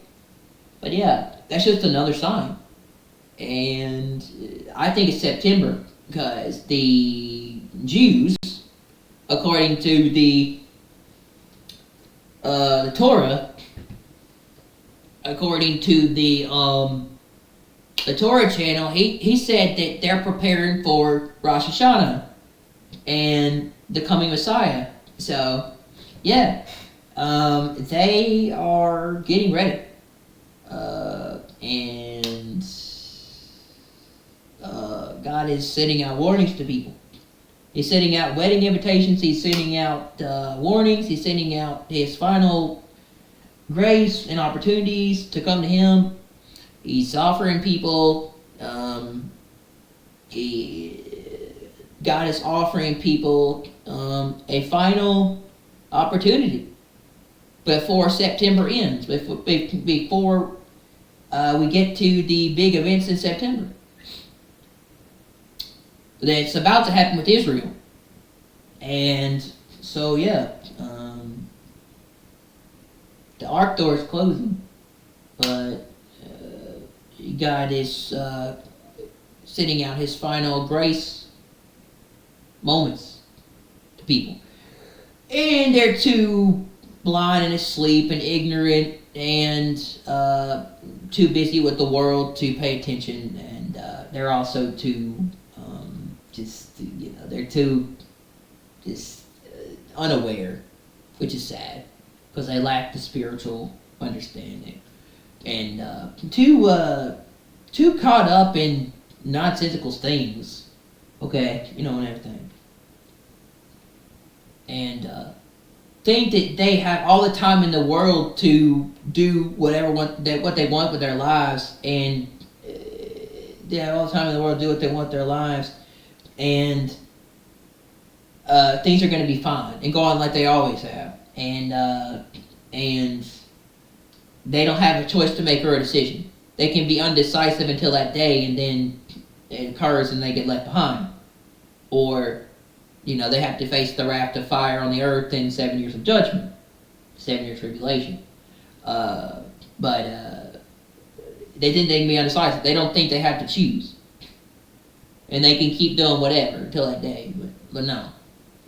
But they can think that all they want, but they'll find out soon that they should have changed their mind, and they didn't, and they should have chosen. But the time of choice and the time of grace is about to end, and it looks like September is going to be the last month to do it, because they're heading into Rosh Hashanah, which is Feast of Trumpets.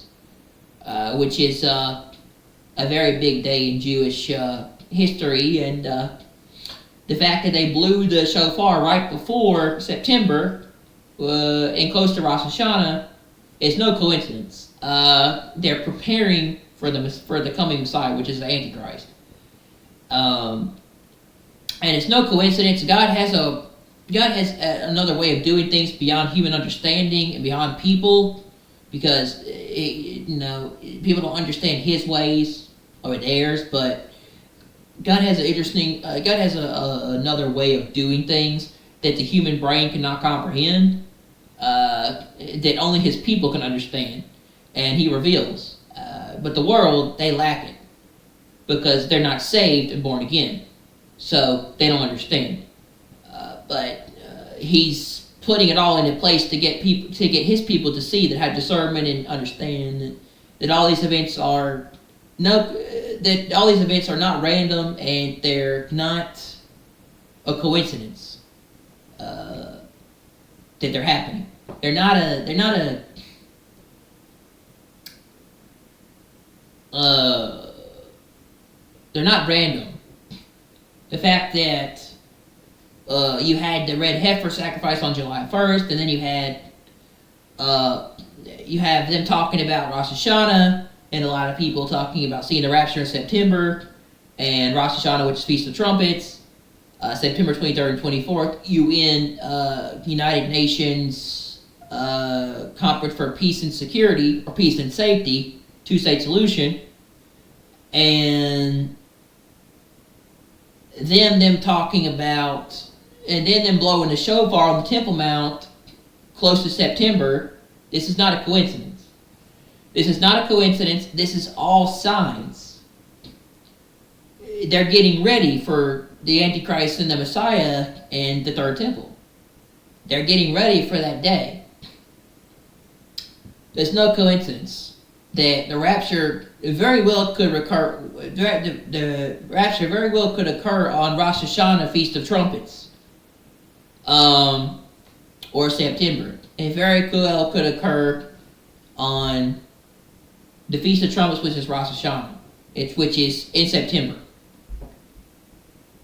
And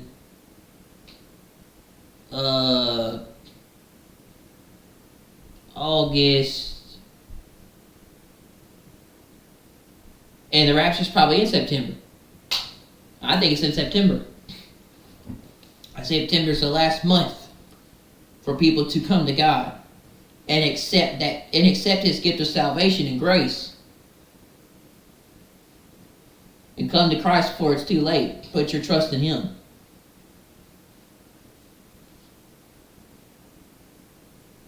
And September is the last month for the ark before the door shuts. But it makes sense that the red heifer was sacrificed on July 1st, and it has to do with preparing the temple in Jewish history for cleansing and getting ready for it, and the coming Messiah. Then after that, you have shofar blown in August on the Temple Mount, and you have one of the Jewish people, one of the Jewish individuals that they believe in the Torah, is talking about Rosh Hashanah and the coming Messiah. No coincidence.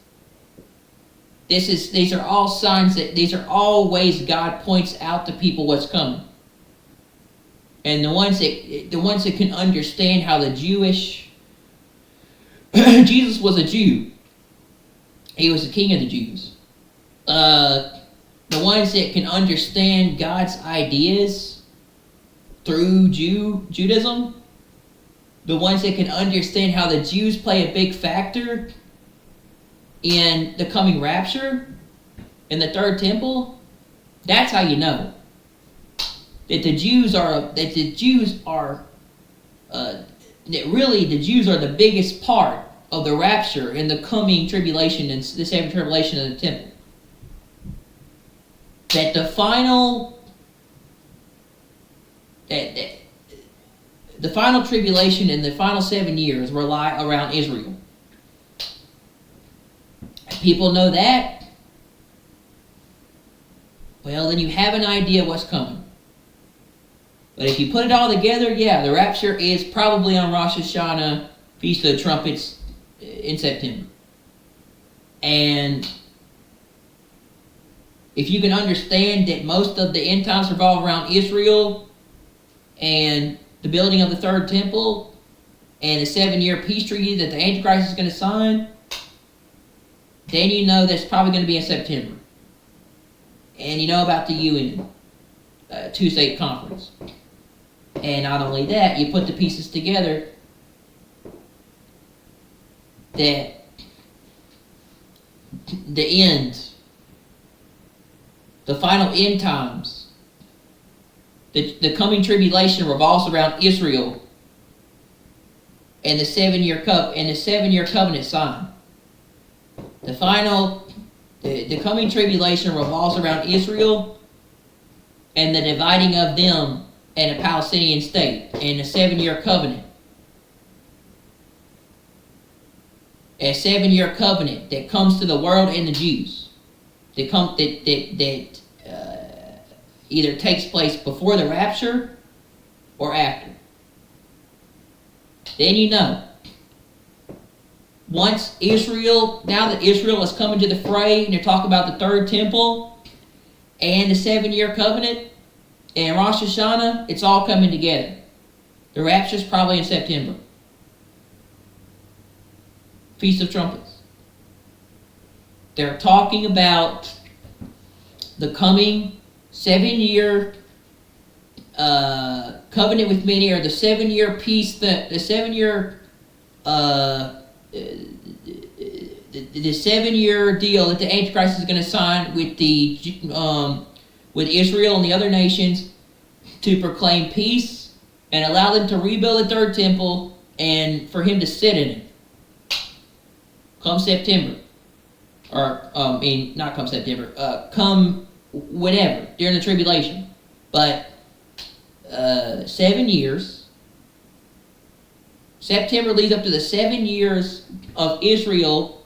The 7 years of Antichrist is going to sign that covenant, the rebuilding of the third temple, and Rosh Hashanah, Feast of Trumpets, where they're going to recognize the Palestinian state and divide Israel, and the 7-year covenant. Put it all together, God's timing's not wrong. Nothing he says comes back void. Nothing he has put out in what he does comes back void. Nothing that God reveals to his people, his chosen, his prophets, his individuals, comes back void.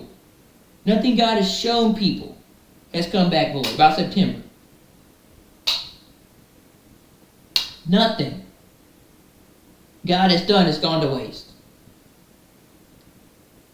It's all for a purpose.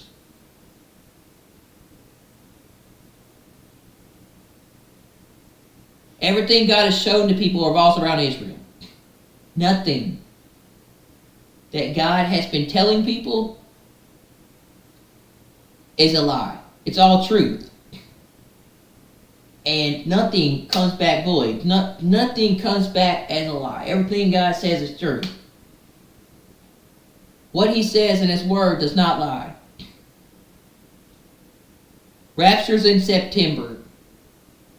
More than likely, Rosh Hashanah, Feast of Trumpets, September 23rd and 24th, or September.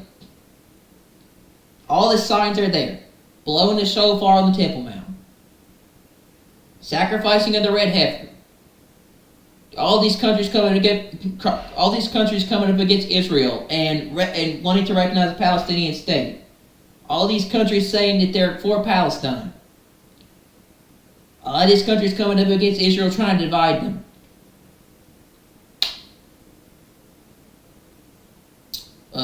Ezekiel 38-39, Gog-Magog war could happen. And them getting ready for the Messiah and talking about rebuilding the third temple. And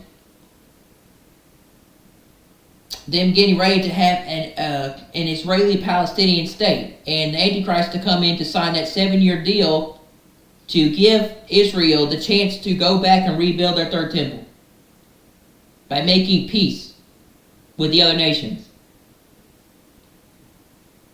7-year covenant. Making peace with the other nations for 7 years. Doesn't come back void. Making peace with other nations to rebuild a third temple. Allow them to go back and rebuild a third temple that the Antichrist will sit in, and he will confirm, and it's close to him, close to confirming a 7-year covenant.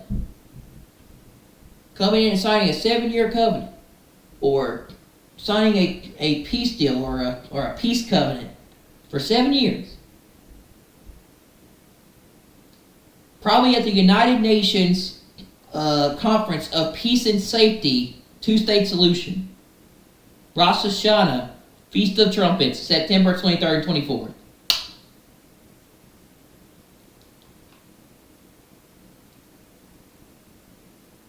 You can't make this stuff up. You can't make this stuff up even if you wanted to, or even if I wanted to. I can't make it up. I didn't find,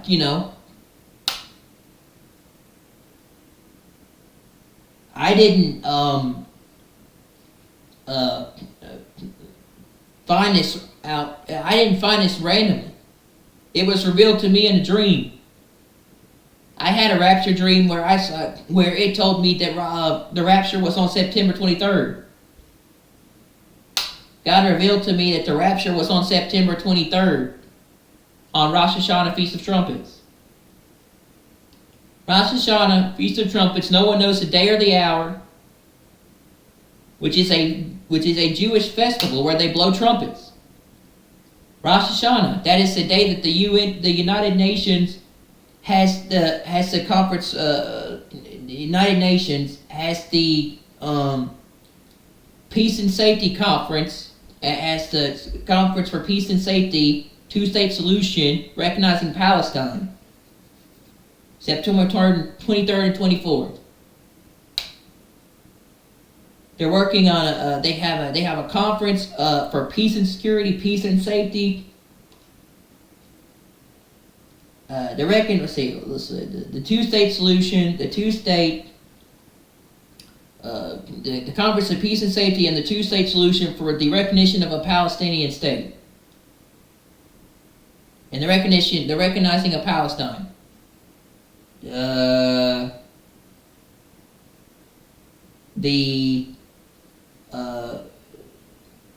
I don't know what you call that exactly. I think it's called the recognition of the Conference of Peace and Safety, and the 440th 440th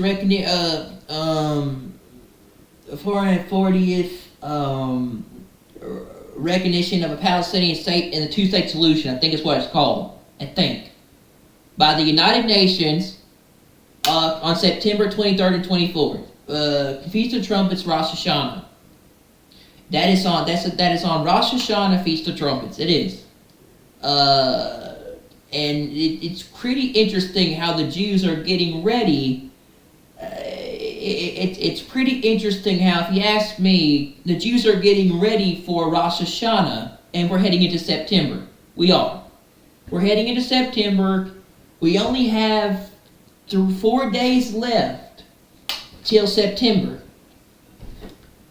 But we're heading into the Feast of Trumpets. We're heading into September, and they're getting ready for Rosh Hashanah, which is the Feast of Trumpets, in September. And they just blew the shofar on the Temple Mount. Okay? If you ask me, I think the rapture's in September. Probably after the blood moon on September 7th and 8th. Probably more than likely the United Nations Peace and Safety Conference in the recognition of a Palestinian state and two-state solution. It's when the Antichrist is going to come in and sign that 7-year covenant, or they're going to make peace with Israel, or there's going to be war, and then they're going to have a war in September, and then the rapture will occur, and then they're going to sign that 7-year peace deal when we're gone to September 23rd, 24th. But coming in to sign a peace deal with the Israel and the rest of the other nations to make peace to build a third temple. So I think it's either September or Rosh Hashanah, Feast of Trumpets. I do. But you have to look at it like, man, the Jews are looking for their Messiah, and he has to be Jewish, and he has to be from a Jewish nation. Because Jesus was Jewish. They don't recognize Jesus as a Messiah. No. And that they killed him. But their Messiah has to be Jewish, and he has to be from Jewish descent, and he has to be from some certain perspective. Not saying he does. It says the Antichrist technically goes from a forgotten Roman Empire, but they're looking for a Jewish Messiah, and a person that's going to lead them to the Promised Land and help restore Israel. But then he turns his back on them and persecutes them. So yes, he has to be kind of like Jesus, but not really. But they're awaiting their Messiah. And the Jews are looking for their Jewish Messiah. The prodigal son to return to Israel to lead the Jews to their Promised Land.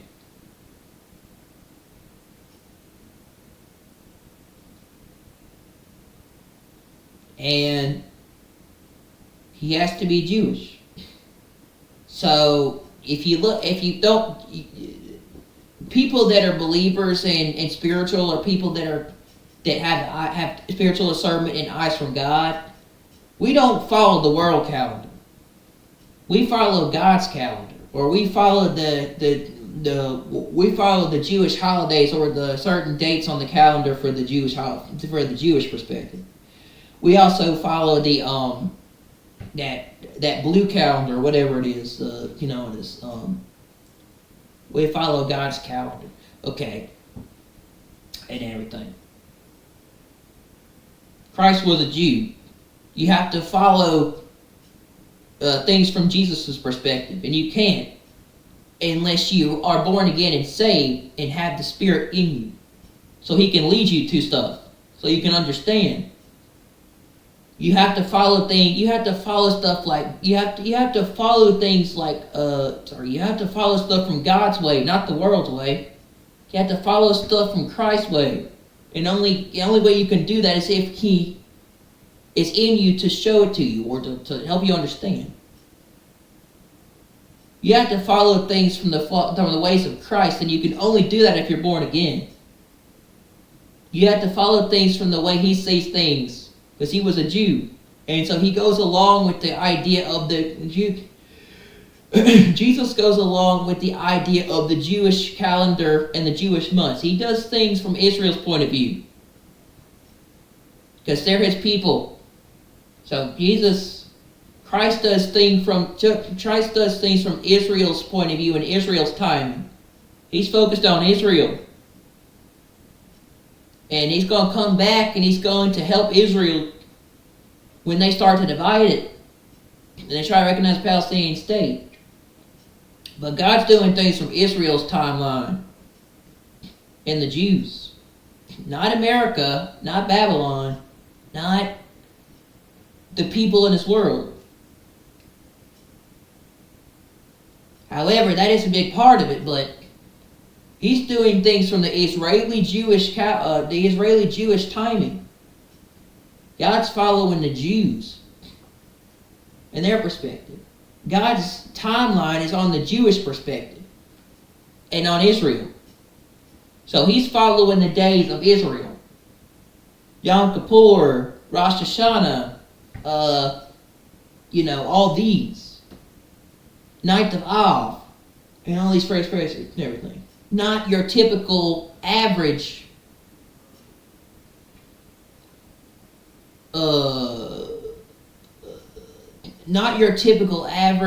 American holidays, right? He's following things from a Jewish perspective, or from the Israeli perspective. Most of the end times revolve around the Jews and Israel.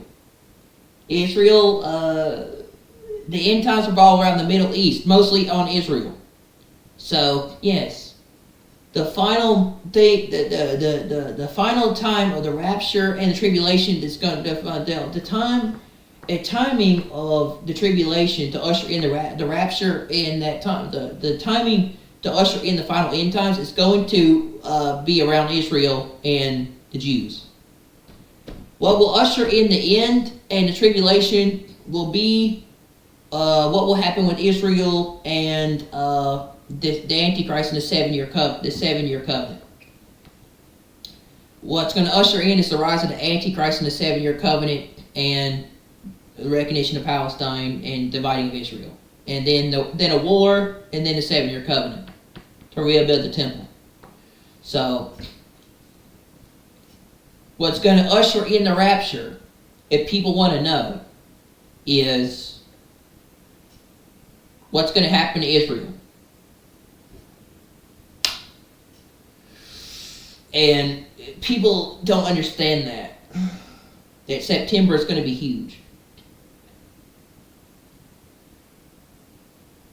But you can't convince people in this world. They're just you can't convince most people in this world because they're blind to understanding that.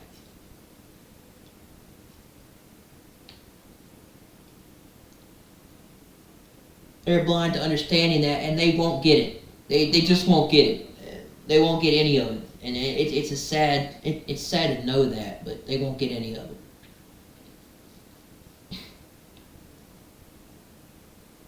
What's coming revolves around Israel in September, not around America and the U.S. or even Trump. It has to revolve around, well, probably Trump, but it has to revolve around the Antichrist, the Jews, Israel, and 7-year covenant. So, yeah. God does things from Israel's perspective. The end times or the final days of everything revolve around the Middle East, primarily Israel. And what's going to usher in and what's going to bring in what's to come is going to happen in September. The final days of I believe we are in the final days of the world and the earth before the rapture and the great and tribulation. I believe we are in the final days before judgment and tribulation. And grace is still being offered, but it's about to end. We're in the final days of the end of the world for the unbelievers and the Jews. Heading into September, we are in the days leading up to the end, and the rapture, the 7-year covenant, and the temple, and possibly war. And yeah.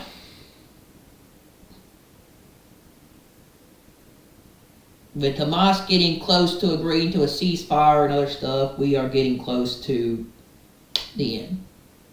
The end for the world, but for the believers and the saved and the ones that have Christ, the beginning for us in eternity, in a better place, away from this world. Not for the world and unbelievers. Their judgment is hellfire and 7 years of tribulation and bad stuff coming to them. Judgment like they've never seen before in wrath. But for us, the ones that have turned to Christ, the ones that are saved, the ones that are ready, the ones that are born again, we've got nothing to worry about. We can rest in the knowing that we just have to continue living our life the way we live, and then we'll be gone. In September, probably. We don't really have to do anything. We can just wait for the rapture. We don't really got to do anything.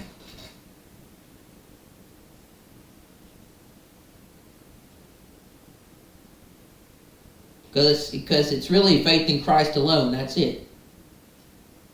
Really not anything else.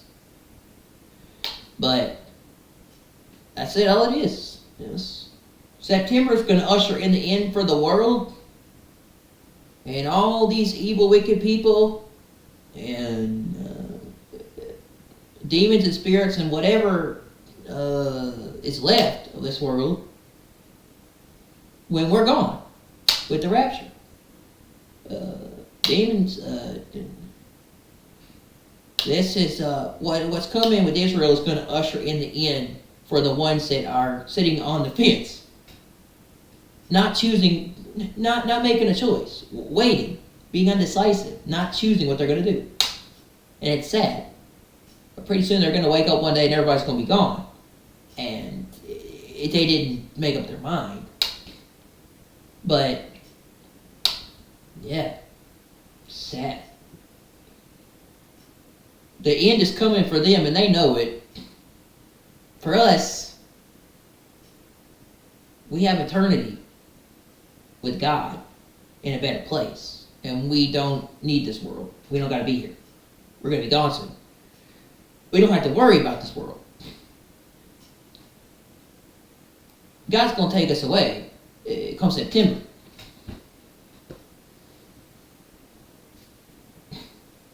We don't need a world. The world needs us.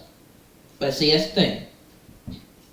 Like I said, when we leave, whether by death or whatever it is, it's going to change a lot of things. But especially going to change a lot of things with the rapture. Because the restrainer's in us. The restrainer is in us. That's the Spirit of God. And when that spirit is lifted off the earth, all hell's going to break loose and all sorts of demonic evil stuff is going to enter the world. When the restrainer, which is the Spirit, and the people that are still here on earth that are lifted off of this earth are gone, all hell's going to break loose. The people that are remaining on this earth are the ones that are held with, the people remaining on this earth are the ones that have the restrainer in them. That's the Spirit of God. And when the Spirit of God has gone off the earth, all hell's going to break loose. It's not saying it's not going to leave, period. But the people are going to leave. The people that have the Spirit of God are going to leave. And that are restraining it back. And once it's gone, well, it'll still be here. But it'll be a lot worse. God will still be on this earth no matter what. His hand will just be lifted. Along with his people. His hands that are on his people's lives. God's hand that is on certain people on this earth that are restraining things and holding things back. Once they're gone, or we're gone, all hell's going to break loose upon the earth. The people that are restraining back the earth are the believers that carry the Spirit of Christ. And once the Spirit's gone off the earth, there's nothing holding things back from. There's nothing holding evil back from coming upon the earth. So the restrainer really is the church. It's the believers. It's the saved. It's the born again people. It's the ones that have put their trust in Christ. It is. It's the ones that have put their faith in Christ alone. And have choose to follow him through the hardships, the difficulties, the spiritual warfare, the battles, the hardships, the hatred, the anger, the wrath upon people, the insults, the mockery, the stuff that comes at them, the whatever, Satan and the devil trying to get them to denounce their faith and not follow Christ and turn away from him and follow the world, make deals, trying to, the devil trying to tear down people's faith in life and cause chaos in these final days, or whatnot. God putting people through tests and isolating his people, and everything, preparing them for what's to come. In all the battles, even in their own lives and their families. Getting the devil and everything, trying to get them to quit. To turn away from Christ before it's too late. That's what he wants them to do. By doing whatever he can to destroy their life. Through all that, says those who endure till the end shall be saved. Go through all the difficulties and hardships. But the devil wants to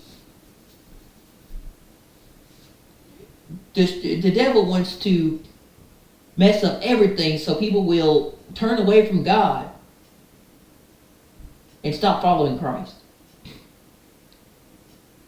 He can't stand people that have the spirit-filled holy fire. He can't stand the people that carry the born-again Holy Spirit fire in them. That makes the devil angry. It does. He wants them to turn away from God.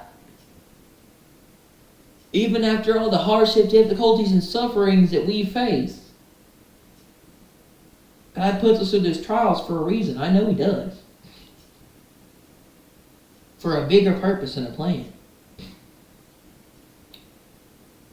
But His main goal is to get us to turn away by destroying everything. The devil. And despite going through all that stuff,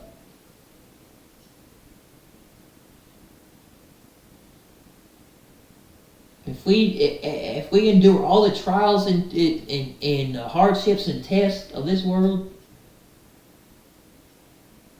our redemption will eventually draw nigh and we will be gone. But God tests you, puts you through faith, and He tries to make you go through the stuff you do so that you will. So when things get hard, will you still have faith in Him? Will you still trust God when things get hard? Will you still go with His plan when things get hard? Will you still believe what He does, even when things get hard? Will you still trust in Him? Yeah. But the difficulties and struggles of what's to come.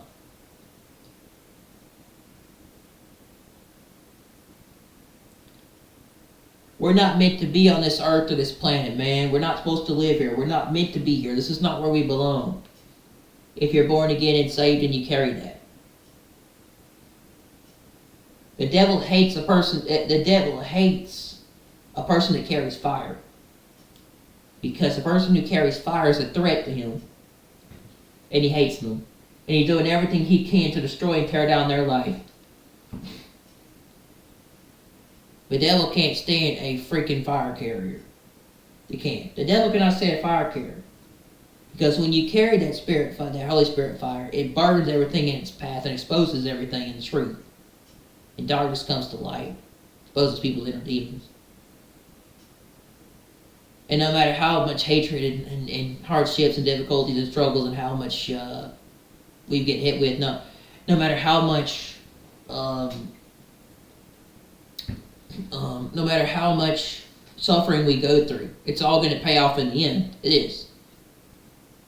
Because those people are going to face wrath and judgment upon God, and we're going to be redeemed for doing what was right.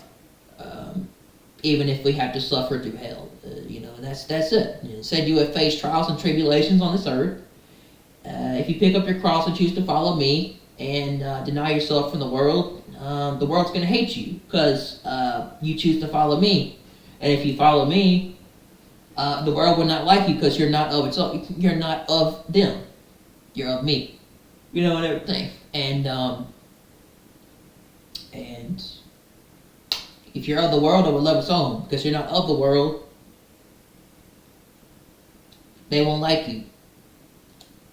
If they persecuted me, they shall persecute you. So, yes. If you choose to not deny Christ, no matter how much pressure you choose to not deny Christ, no matter how much pressure you're under and how hard your life gets, He will reward you one day for what you do. There's people that are suffering intense persecution in other countries because they chose not to deny God. They chose not to deny God and fall under the pressure and choose to accept shady deals from Satan in return for something in return. But it says we have to endure this stuff until the end. So, as long as we keep facing this stuff and go forward and trust God, no weapon against us shall prosper, and nothing will happen to us. Despite going through all the difficulties, even in our own families and our lives and people. And I understand. I go through this stuff a lot, and I'm sure other people do too. But I'm sure y'all probably have the same problem with trying to get people to listen to you, and stuff. But I totally get it. We have to go through struggle to come out on the other end. But the devil and Satan's main goal is to get you to renounce Christ, and turn away from Him and follow the world. The devil's main goal is to get you to turn away from your faith and belief in God by doing whatever he can to cause you to crumble and not to be and things not to be good. Its whole goal is to use spiritual warfare against you to destroy you. And sometimes you got to learn how to fight back. But we're warriors, we're fighters. That's just the way we are. Yeah. The devil's doing everything he can to get people to give up on their faith in these final days and these final moments, and in this time we're living in, because he knows his time is running out, and he knows his time is short, and things are running out, and we're about to be out of here. And he knows our days are being shortened. He knows we're not going to be here much longer. The devil's doing everything he can to make stuff, to cause as much chaos and problems as he can. But yeah, the devil knows he knows we're about to leave. The devil knows that if he can't get to us one way, he's going to try other ways to get us to denounce and turn away from God and stop following Christ and having faith. And trying to get us distracted and turn to the world and follow the world, and try to do whatever he can to our lives to get us to not be able to try to get us not to be able to be ready for that day, no matter what. The devil wants to distract people to not know when the rapture is. He wants to distract people and make them turn away to not know when the rapture, so they'll miss it. The devil wants people to make it to where they're not ready for the rapture. Doesn't want people to know there's a rapture. Doesn't even want people to be ready for the rapture. The devil does not want people to know about the rapture or that it's real. Our number one goal is to get them distracted and to get them to turn away from godly things of the world, and to get them to denounce their faith. Another one thing is to get them to lose their faith in God by doing whatever they can to make him crumble, like Job. To stop trusting God and to do whatever, because that time is getting short for the elect and the chosen, and we're going to be out of here in rapture. The devil is trying to get people to lose their hope and faith in Christ so he can stop what's coming and get them to not go. Wants to destroy them. Wants to ruin their life, wants to do everything. The devil's main goal is to get people to turn away from God. And if he can mess up a person's life as much as he can to get them to leave, that's their goal. That's his goal. That's his goal, and to get them to miss the rapture. To get them to miss the rapture in September or whenever it is. The devil's main goal is to get people to turn from God. He wants to cause disruption, chaos, and problems in these final moments. The devil wants to destroy our lives because we are spirit-filled, born-again believers in Christ and fire carriers. And we change the presence of a room when we do what we do. We change the presence of a room, and we change things. We're fire carriers. We influence people and change things and make things happen. We bring people out of darkness into light and save people. We have an impact on things. The devil cannot stand those people, and no matter how the devil wants to get in the way the plan or what's to come or my purpose. That's not going to happen. God will not let that happen. When God starts something, He finishes it. When God starts something, He finishes it and He lets it happen. No matter what happens, people will not get in the way of God's plan. If they do, they will stumble and fall and face wrath. God will not. This is the problem is God will not be mocked. You cannot get in the way of His plan. When He starts something, He finishes it, and you will not stop Him. And the devil and certain people in my life think they can do that. They're not. When God goes ahead and lets something happen, He finishes it. When God chooses someone for a purpose, when God chooses someone for a purpose or a plan or something He wants to do with their life, like a divine plan, or God uses people for a certain purpose, He chooses people for a certain thing and a plan to do, to carry out until that plan is done and has ended, until He finishes it. He will finish it. He will finish that plan until it's done. When God sets out and chooses someone for a purpose in something, He will finish that plan that He started. It says, I am doing a new thing. I create a good work in you, and I will do it till the day of the Lord, or I will do it till when it's finished.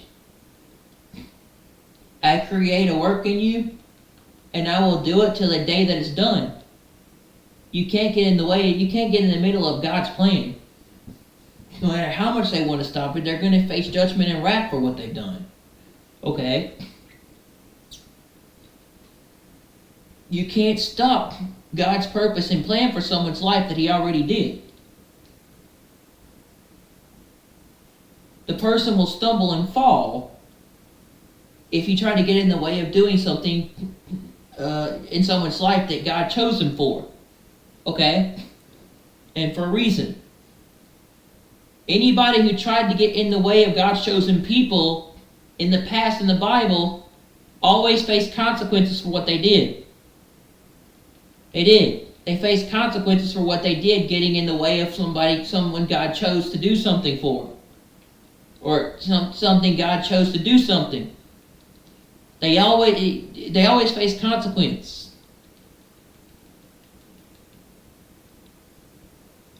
God made them face consequence for getting in the way of them trying to interfere with one of His people He used for a purpose or something in that time. One of God's for trying to get in the way of one of God's chosen people for a purpose and mess with it. They face consequence. These people face wrath and judgment and consequence and far worse things. The people that tried to get in the way of interfering with something God was doing with those people that He chose, they face consequence and they face bad things. So yes. Once God starts something in someone and He does it, no human being can stop it. Or no person can stop it. Once God starts something in someone's life and tries to do it, nothing can stop what they're doing. Nothing can stop what He did.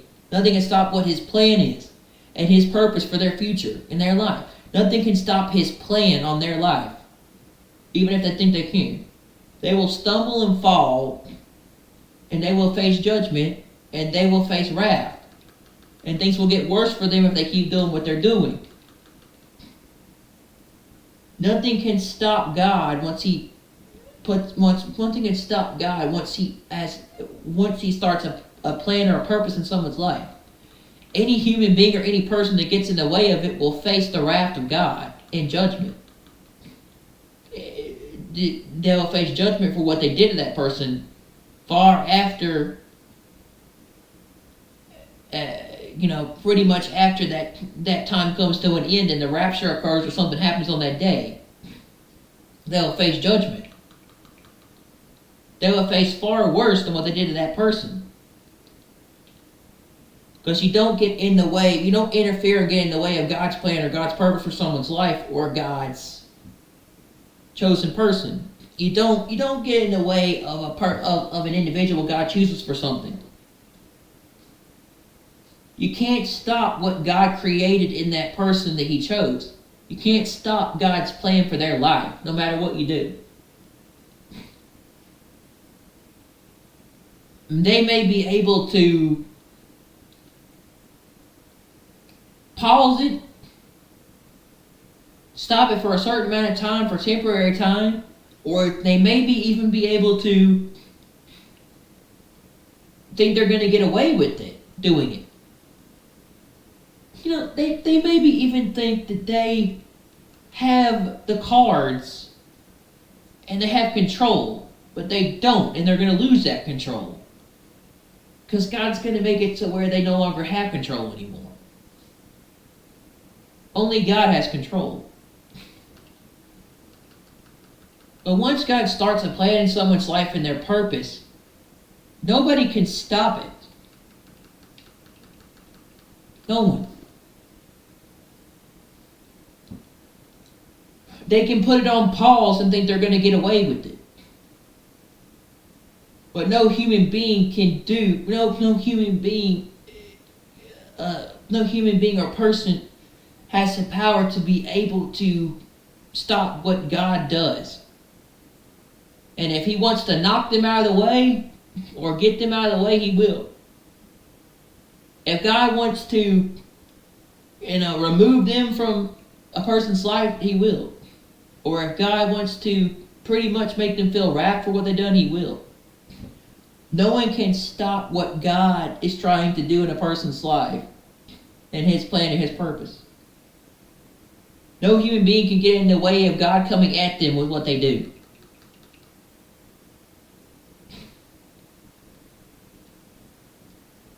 And it's sad that they think they can. It's sad that it's sad that a person thinks that they can get in the way of God and challenge Him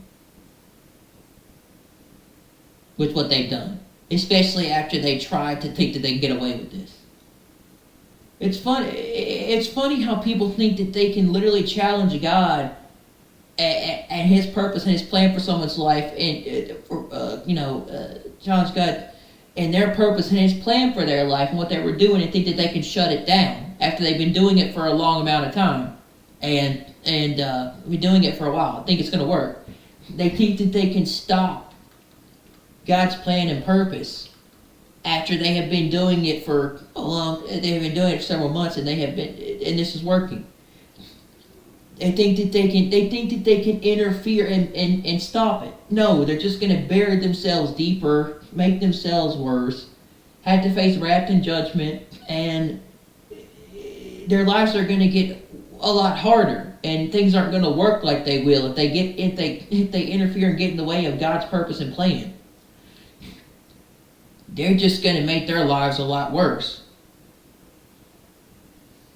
So yes, you can't stop God's divine purpose for a person. If they have been chosen since the day they were born for a purpose and a reason, maybe a prophet or something, you can't stop that. Or if they have been picked, from the day they were born for something, and God had a plan on their life from the beginning, you can't stop that. No matter how much you try. You can't stop what God has already put in a person. They're going to do it anyway. You can't.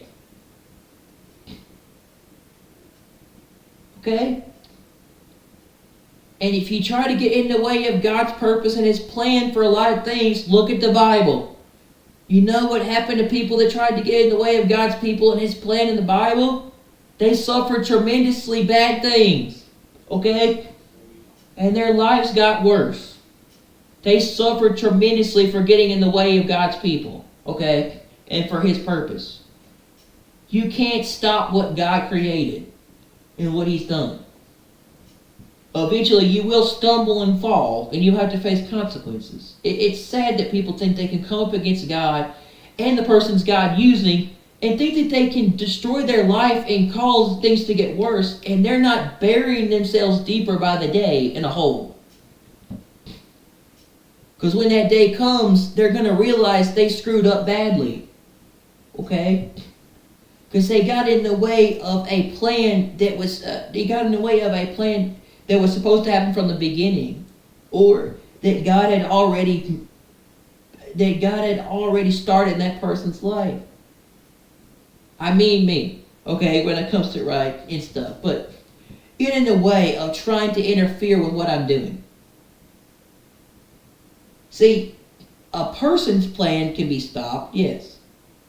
God's plan cannot be stopped. God's purpose for a person's life and His plan cannot be stopped. When you take away someone's purpose and God's plan for their life and they thought they found it, it just fuels the fire within them for things to get worse. It does. It just fuels the fire. When you think you can stop something that God has already when you think you can stop something that God has already ordained in a person or anointed them, okay, in a sense, right? Or have given them the ability to do this. They think no human being can stop what God has already done or created in a person's life. Now now their plans can stop it, yeah. But if it's God's will and it's something that He He wanted to happen from the beginning after what happened, you can't stop it. You can't stop it. No human being on earth can stop it. You can't stop nothing.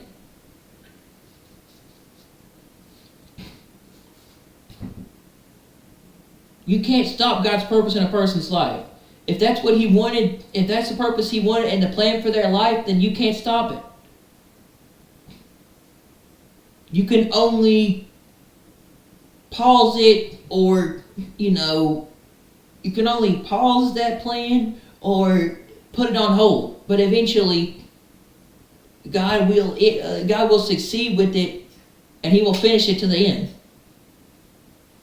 It will work. Even when it will work no matter what, even if human beings come up against you or whatever person comes against you, because no weapon against you shall prosper. It will work even if they think that they're going to stop it. Because if God chooses you for a purpose, He finishes it. And nothing can stop it. God had a purpose on you doing things for other people and helping them and leading them to stuff and telling them these things, and Him using you for something, and Him using you for stuff, He will finish it.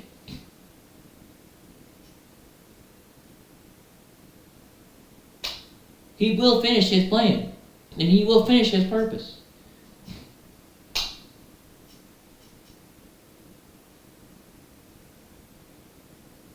It says, I have a plan for you in the future. Plans to prosper you and not harm you.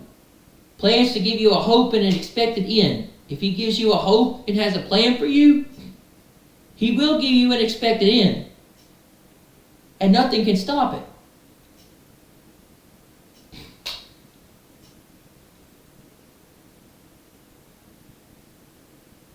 Sometimes you have to go and battle the devil, and you have to take back what they stole from you.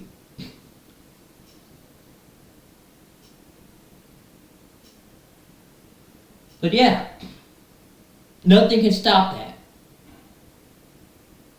No matter what people do. And they're foolish. And they're foolish thinking that they're going to stop it. Because they won't stop it. That means their plans will get worse. That means their life will get worse. That means their stuff will be delayed. And not only that, but they'll be making themselves work with the people around them. And they think their plans are going to work. But guess what? Only God's plans work. Not humans. Humans can make plans, but then their plans will fall through because they're foolish and folly. Their plans won't work. So, let people plan for September and do whatever they want, but, while they're planning, we're going to be getting ready to leave. We are. While they're planning, we're going to get ready to leave, and while they're going on vacation, we're going to disappear. So, we're going to disappear in September, and, not like we told them so. So, but they don't realize that they're making their lives a lot harder by interfering with something God did, to something that God started and is trying to do in that person's life. And with that, it's made it a lot harder for them to be able to succeed with the plans they want to do. And your plans don't succeed when you want to do wicked and evil. You don't. They don't. They don't succeed. So, Vegas and all that, that's not going to work out. None of that's going to work out because the wicked and evil will not, their plans will not prosper. The righteous shall prosper, but the wicked and evil, their plans will be null and void. They will be destroyed.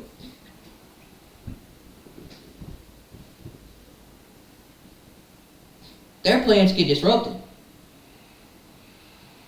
Only God's plans work. Humans can make plans, but their plans can fall through and be destroyed. Their plans can be turned around in a second because only God has the last say. And if He starts something with someone, He will finish it. And nothing on this earth can stop it. He will make it work. Human beings think that they can. Human beings think they have to say and control people and do whatever they want. They think they have the godly authority to tell someone how to live their life. But no, only God has that say. They also think that they also think that somehow they have a complex where they can shut someone down. No. Only God has the ability to know. Only God has the final say when a person is done. Only God has the final say when a person is done. And as long as people are still breathing on this earth, He still has a purpose. And He will achieve that purpose. Even if they think they can stop it. Which is funny. Because when you're going up against God, and battling God, you're battling someone that is going to make your life far worse. When you're going up against God, you're battling someone that is going to make your life a lot worse. Why you think that you're making that person's life worse? God's making your life 10 times worse because He's working stuff out behind the scenes to make you see that you shouldn't have done what you did. He's working stuff out behind the scenes to make your plans go to smithereens and not work in the future. So, yeah, while people think they can ruin someone else's life, God is slowly twisting and turning and putting things into place for that person's rise, their elevation, their restoration, and those people's judgments. And God is slowly putting things behind the scenes. So, your enemies and people in your life do what they do behind the scenes. God's laughing because He has the last word. And that's the funny thing. God's laughing because He has the last word. He's laughing up in their heaven while they're doing what they're doing to you. So yeah, it's a funny thing. Funny thing about it is He has the last say. He's laughing at the people that are doing what they do to you. Wow, they're thinking they're going to go over it. But He's laughing up in heaven, counting the books of life and counting all the stuff and preparing the days for what's to come, ready to give you vindication while they're about to be judged. God's up there counting how many times people have done evil and wrong to you, and He knows everything. So yeah, God's up there, writing stuff in the books. And for every day on this earth that they do to you, He's counting those days. Shortening the days for the elect and our time to leave. But for the world and the people that do evil and wickedness in His eyes, it's going to make them face 10 times worse judgment. So, He's getting ready to write. He's writing who's in the book of life and who's going to be raptured. And He's also writing the people that are going to face 7 years of judgment. Already, He has those names written down. So, and everything. He knows everything. God's up there laughing in heaven while your enemies think they come against you. While they're plotting down here on earth doing evil things, God's just laughing because He's got the last say. And He's slowly putting together things behind the scenes for what's to come in your future and His plan for your life. He's slowly putting it all together, and it's going to come to fruition soon. But He's slowly planning. He's putting all these. He's creating and putting all these things into play, and He's planning all these things behind the scenes in the world.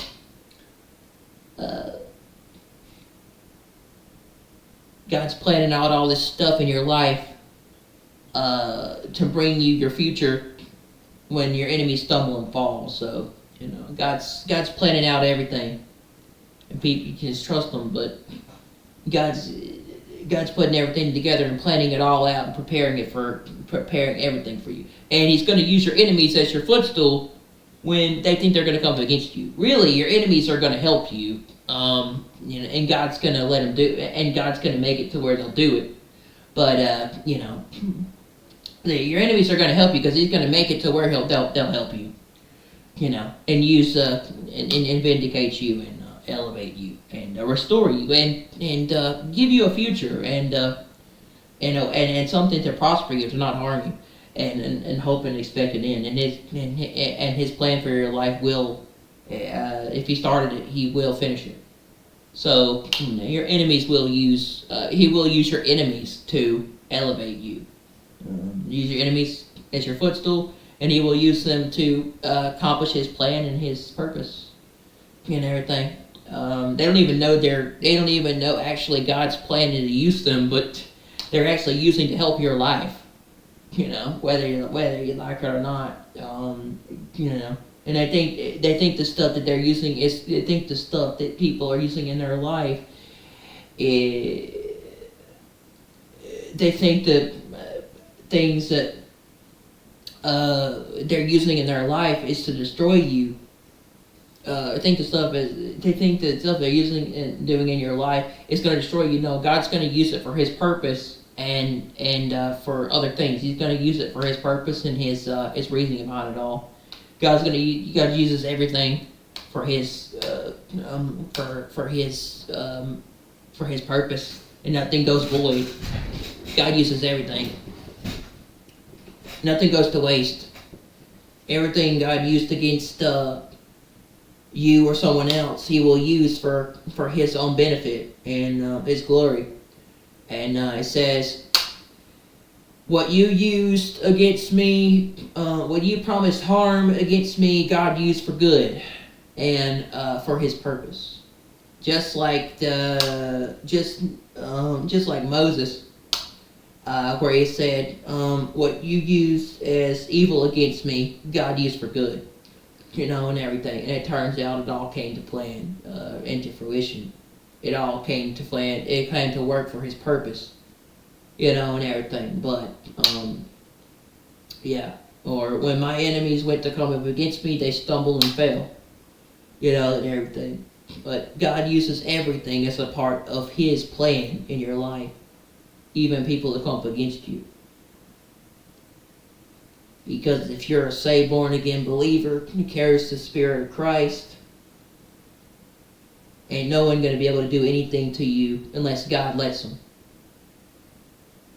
Unless God lets Him. And He has the final say. And He will use those pieces, those puzzle pieces, and even the people in your life to get things to work for His purpose. And all you gotta do is just sit back and wait. Be still and know that I'm God. Be still and know that I'm God. You'll have peace.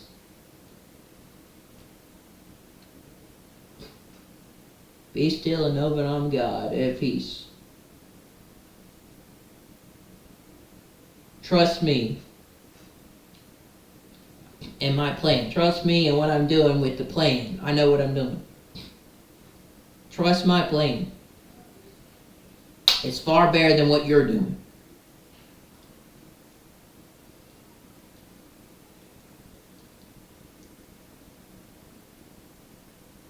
But God has a purpose of bringing all your enemies to the forefront and exposing them. They will lose at the end of the day, and you will win, and you'll be elevated. But what you chose for evil for me, God used it for good. I will finish what I started. People in this world are foolish and thinking their plans are going to work and what's going to happen is going to work. But no, only God. Only God's stuff works. People are foolish. They can plan and do things to someone else, but they won't succeed. Because people only have as much power as they're given on this earth. And God has all the power. So really, in a sense, God gives them the power to do what they do, but they won't succeed. And a lot of the power comes from the devil, and the devil tries to do that. But, well, yeah. In a sense, people don't have that much power. They only have the power that they're given in this world, kind of from God. But the devil tries to use them as pawns to destroy you. So yeah,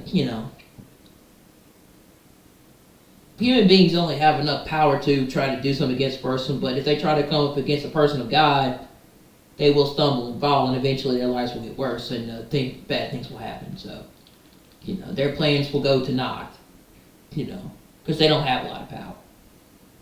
And if you carry the Spirit of Christ, and you have you have the power of Christ to pretty much be like, you have the power of Christ to fight against this stuff. And no one can win against a Spirit-filled, born-again believer of Christ. They're scared of them. They tremble when they speak or they act the way they do. People in this world hate Spirit-filled believers. They do. They can't stand them. They're afraid of them. They're afraid, and their power crumbles when, they're in the presence of a person that has God. So, yeah.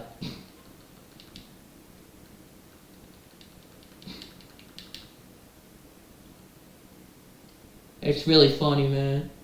But your enemies lose even when they think they're winning. Because God will use them to accomplish His purpose no matter what. It doesn't matter what happens. They'll always lose.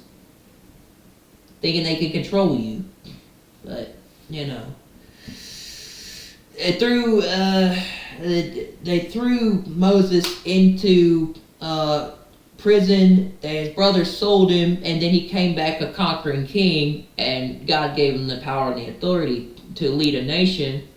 And not only that, but his brothers came back to him realizing he was what he was, and they realized they messed with someone of God.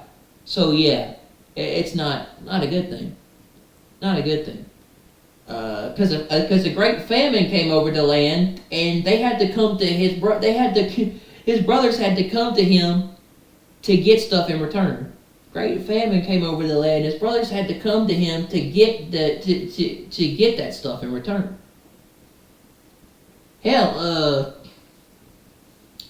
what's his face had to come to him to interpret dreams. It's like, I don't know my own dream, and I don't know this. I don't know what this is. Tell me. Half the time, people come to me and ask me, what is this? Because they don't even know what it is. And I'm like, yeah. So it's like they literally asked me to tell them. And I'm like, I wonder why. But they can't even figure out their own stuff for themselves. They have to come to me. I wonder. It's funny, but it's like, he's like, I can't determine this. They did the same thing to Moses. They were like, they did the same thing to what's his face, with his brothers and everything. They had to come to him to get stuff in return for it. They did. Because they couldn't figure out their own situation. God has a funny way of working. God has a funny way of turning things around for people, doesn't he? He does. And he became a king. And he became a king and did stuff for nations, kingdoms, groups, people, the world. God gave him a king to rule over nations, powers. Went from the prison to the palace. Became the right hand man of one of the biggest kings in that place. And then God made him ruler of nations. They couldn't solve that. They couldn't fix it. They had to come to him because they didn't know what something was, and they had to ask him, "What is this?" They had to come to him to tell. They had to come to him, or he had to tell them what that was, because they didn't know. He had to determine it for them. And then God made him a mighty ruler, a mighty powerful person. God made him strong. God vindicated him and gave him a very prosperous,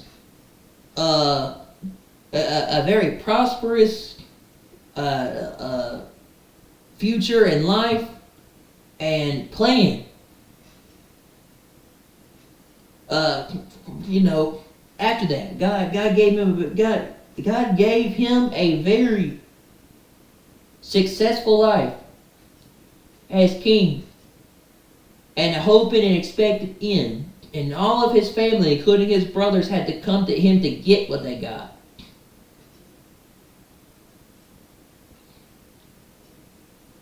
Because without him, nothing was the same. Without him, nothing was the same. And God made them have to see that he no longer was the person that they thought he was. Oh, it's really funny, huh?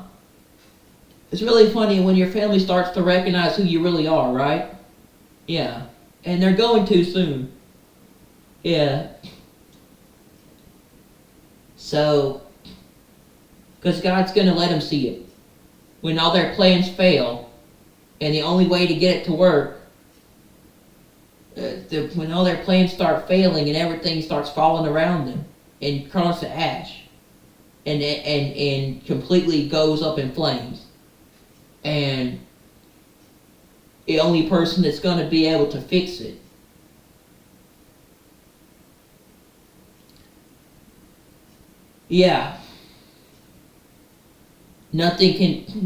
none of their plans are going to work. Okay?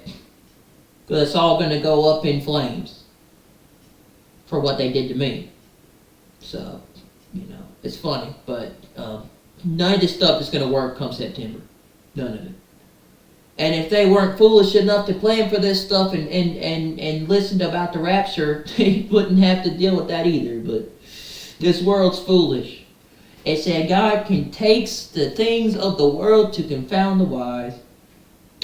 It's a sad day when you try to tell people what they do. God made Moses a king.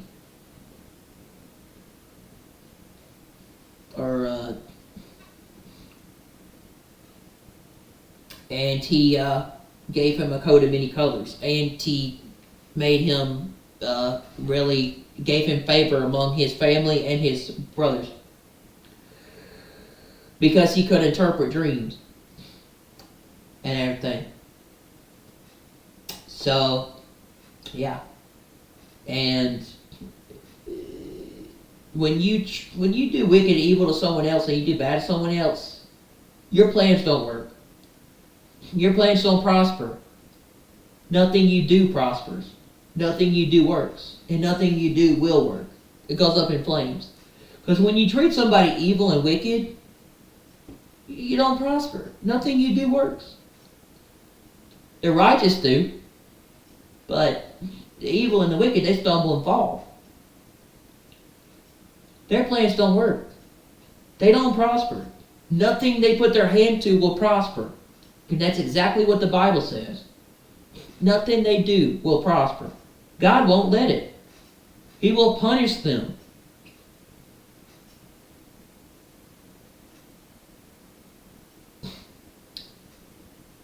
For doing his people wrong, or doing somebody wrong that he was using or doing something with.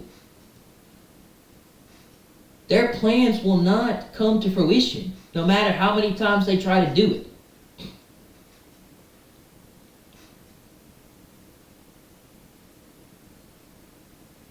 And they think they can plan for stuff, but it's not going to work. People can plan and do all sorts of stuff, but those who aren't watching for the rapture come September, I feel bad for them. We're going to disappear. I'm going to disappear. You know everything, right? This plan of theirs isn't going to work without me, but I'm not going to be here, so I you know and everything, right? Just this the funny thing is, what would be hilarious to me would be like, this is payback. This is payback from God. This is what's funny. This would be hilarious to me. Is that we all got on a plane come September for Vegas, and then I disappeared, and they were left on the plane to be like, where the heck did he go? You know, it's like, what? Yeah, I told you so. But yeah, it's like, you know, it's like, I'm gone. And then they're about to free fall. It's like, God has a funny way of humor, doesn't he?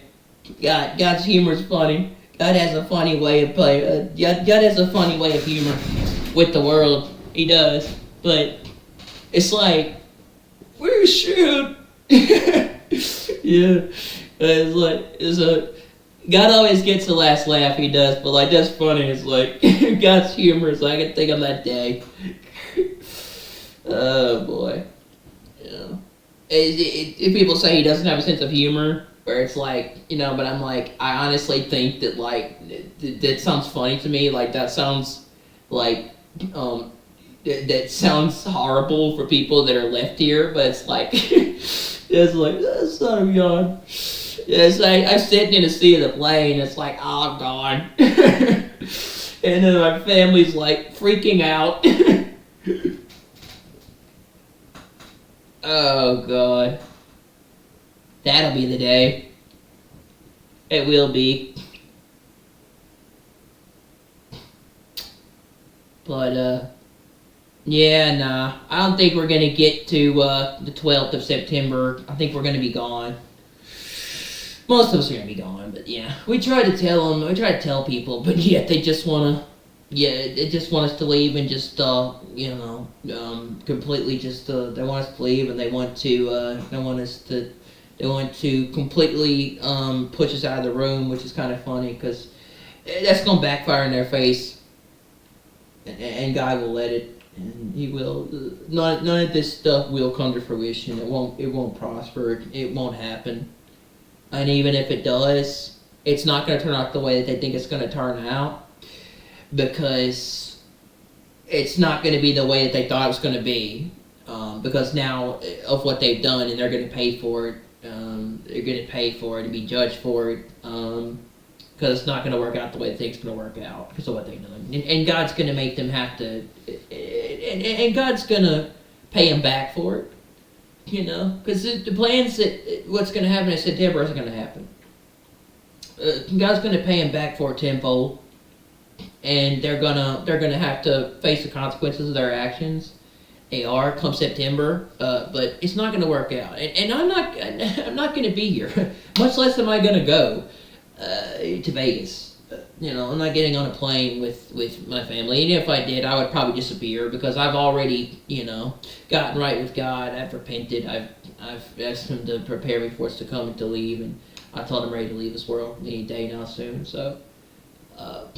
I've pretty much gotten right with Christ. I've turned away from the world, and I told him I want to follow him. So, in a sense, I've already prepared I've already prepared for the day to leave with God. So I've already told God I'm ready. So when He's ready to take me. But yeah, I've prepared myself for that day. Pretty much, in a nutshell. I mean, I don't really have any regrets. Not one bit, but I've said I'm done with the world and everything, and I don't want to be here anymore, and I don't want to do this. So I pretty much decided, I've pretty much said I've pretty much said I'm done with this world, or I'm not, don't care for this world anymore, and I've said I'm ready to go. So, in a sense, I've turned away from the world and put my trust in Christ. And now I just have to wait to leave with the rapture. So, that's it. That's all it is. I've pretty much put my full trust in Christ. And that way I'll be ready. So, I see two possibilities here. I see myself disappearing in September, or I see myself disappearing on the plane. I see myself being God played like Left Behind. Honestly, I would like to live that. Honestly, that would be awesome. It would be, man. It would be. I get to live what it's like. I get to live out Left Behind, and it's one of my favorite series of all time. But yeah, I get to live out the Left Behind scenario. The Nicolas Cage Left Behind movie. I do. I love that movie. And I was like, I get to live behind that movie. I do. And gosh, I would actually like it if God would. I would actually like it if God would make my life play out like that.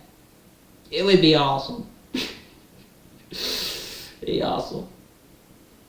I get to go out. I get to go out with the rapture, being in an airplane, like the Left Behind movie.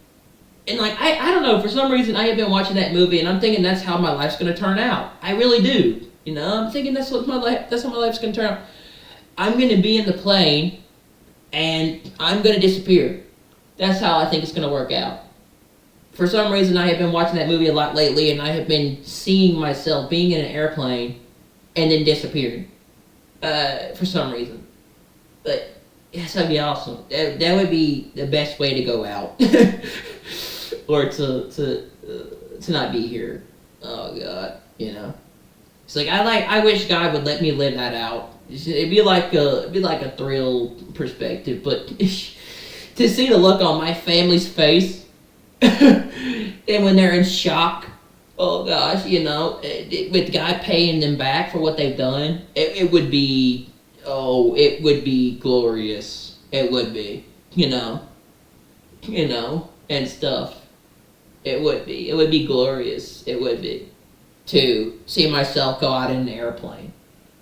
I'm not one for wanting to fly airplanes like this year, like flying an airplane, but I thought it would be really cool to see myself go out in an airplane. It would be awesome. It would be awesome to see myself disappear with the rapture in an airplane, like Left Behind. That would be cool. That would be really cool. It would be, because I don't know. I mean, it's gonna happen no matter where you are, but it would be a lot cooler and more interesting, or it would be great. It would be a much cooler, interesting scenario, or it would be a lot. It would be interesting to see myself disappear like that. It would be interesting to leave with the leave in an airplane like Left Behind. Is I love the Left Behind series so much that like I wouldn't mind my life playing out like Left Behind. That would be kind of cool. It really would be. And it's like I get to spend my final moments before the rapture like I'm living out a Left Behind movie, you know, and then I disappear. So like that would be great. That would be awesome. It would be. But you know, I have thought about like where will I be, and like where will I be, and where will I disappear from with the rapture when it occurs, like, or like, you know, and stuff like that. But I thought about like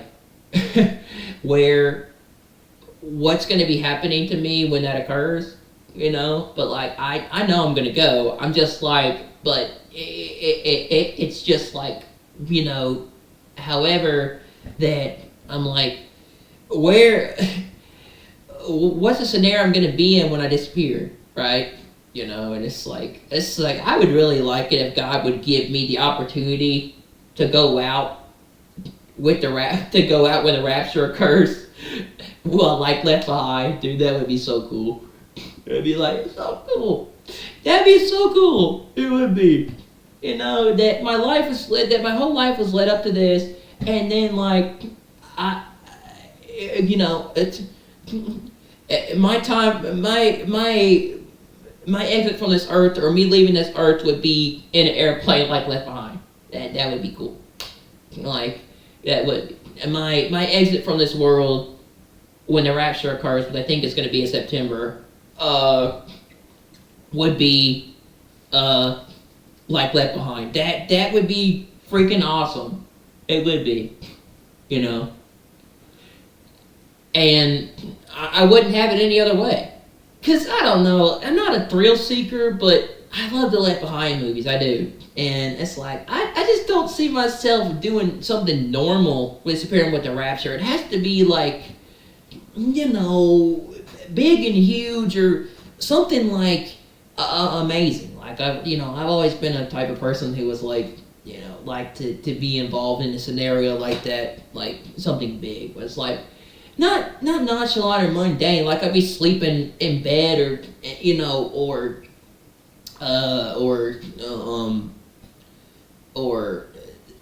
going to work, or doing school or whatnot, right? Or you know, walking or whatnot, or doing regular say stuff. You know, not like doing anything like a normal, right? I always looked at my life and God letting me have my and before God takes me away, my last days on earth here, I always looked at it as playing out as something really cool and awesome. Like, you know, we don't really know. I don't know what God's plans are for my future, or what He's going to do when the rapture occurs. But it's like, you know, I always thought that God would make the rapture play out in my life for me as something big, something interesting. You know, He would make it be some kind of big event, right? So that's what I look at it like. But I look at God as like understanding that scenario. So it's like He would make my disappearing with the rapture be really cool. You know, that's what I think. It's like I think like that's how I look at it. Like that would be awesome. It's like, you know, it's like. But I want that to be my final days on earth, if that ever happens. Like, I want that to be my final days. You know, I want that to be what happens when the rapture does occur. If it does occur this year, I want it to be like that. That's how I want to go. I want to go like Left Behind. I do. You know, and stuff. And disappear. And, you know, I disappear and all my clothes are everywhere, and like the Left Behind movies. Like, all my clothes get left behind. I just like it. I would find it. I would think it would be cool to like play out the Left Behind scenario. That would be really cool. Now, I don't know. I mean, the first part, not the second part. The first part with the rapture. Yeah, you don't want to be there for the second part.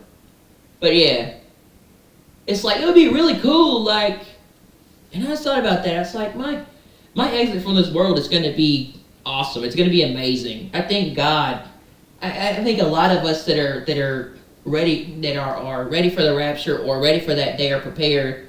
We're going to have a really cool exit and experience from this earth. You know, we're gonna have really interesting. It's gonna be a very glorious, amazing day when the rapture occurs. It is. It's gonna be one of the best days ever. It's gonna be a day of peace. It is, you know, and no more this crap on earth, you know. But I always thought it was gonna look like. I always thought that God was gonna make it be an amazing event. One of his biggest events on his timeline. But I always thought the rapture was. I always God was going to make the rapture be this big, huge event where it gathers everybody. I can't wait for that day. I can't. It's going to be glorious. It's going to be amazing. It's going to be awesome. It's just going to be a great day. It is. It's going to be one of the best days ever. It's going to be really cool. It's going to be really cool how we go out on this earth. I have a feeling, and I really want to know. I really want to know how it will occur, but I won't. I won't know how it will occur. I don't know how it will occur.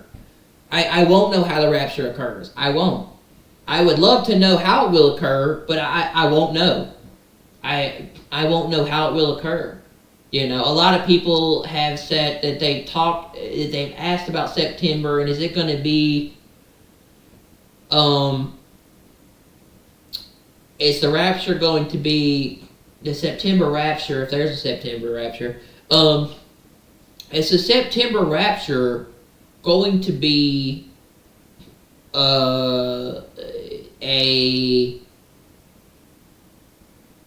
it's a September rapture going to be like a physical rapture where people get taken to the air? Or are we going to be snatched away?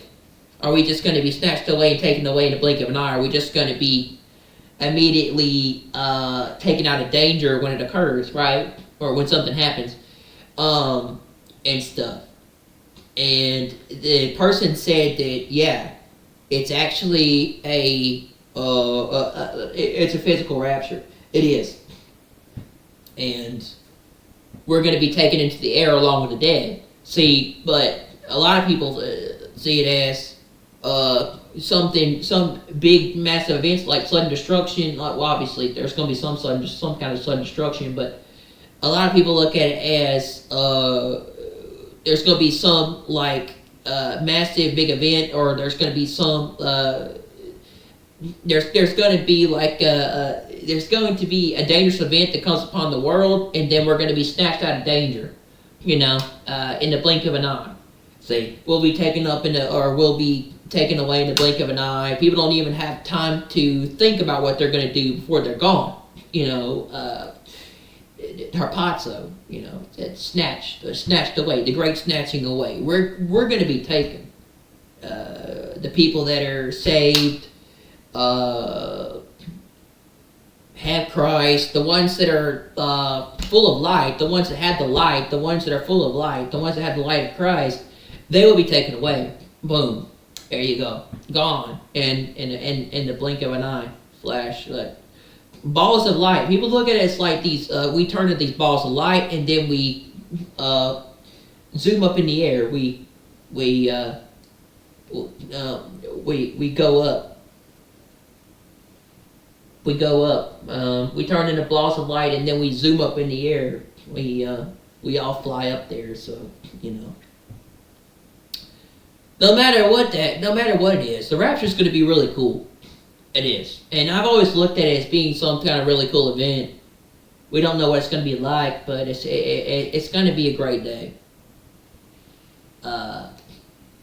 It They call it the great escape, the escape from all this, but it's going to be a great day. It's going to be a day of mourning and hell for the earth. It is. And it is. It's going to be a great day. It's going to be an awesome day, you know. But balls of light, the light goes in the air. You know, the people that are filled with the light, they turn into these balls of light and they zoom up in the air, you know. So, but it would be really cool.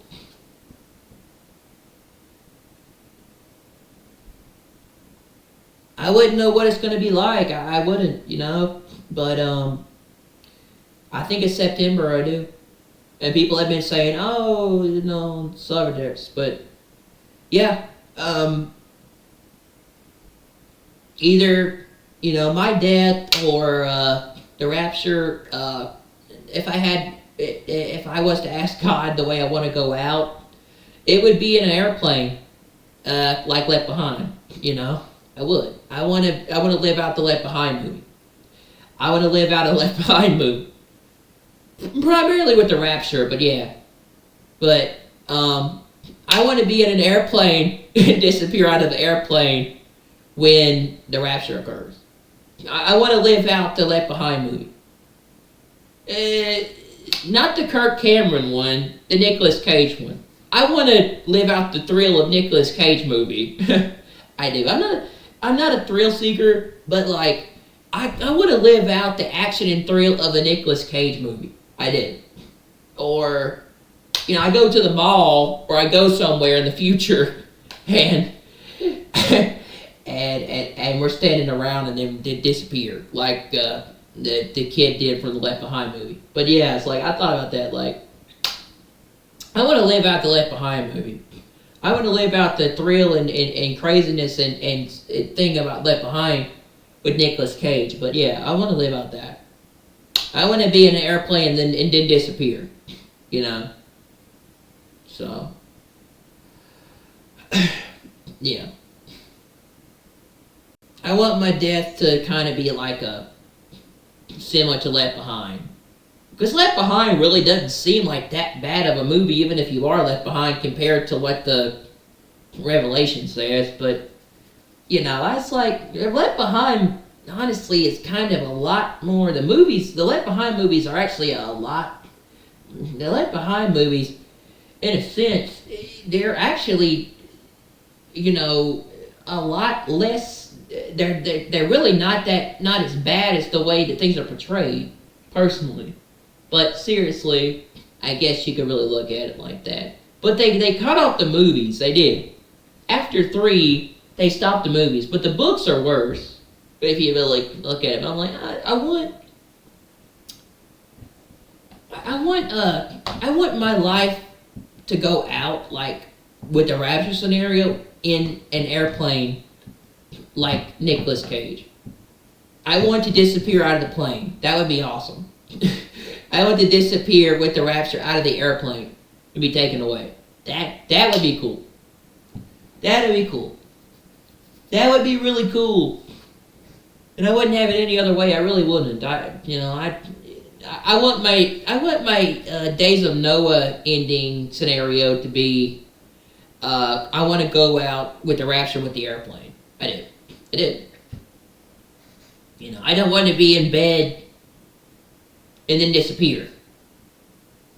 I want to be like Days of Noah. But the rapture has to be. My disappearance has to be cool. My disappearance has to be cool and like Left Behind. I'm sure everybody disappearing with the rapture is going to be different. They're you know, them being gone is going to be different for each person, but I would really like it if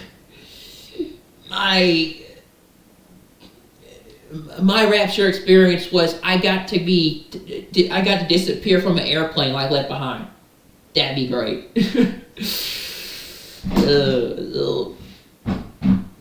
It'd be hell for the world, but it'd be great for me. And the look on my family's face when they find out I was right. And wouldn't that be interesting if it was September? So yeah.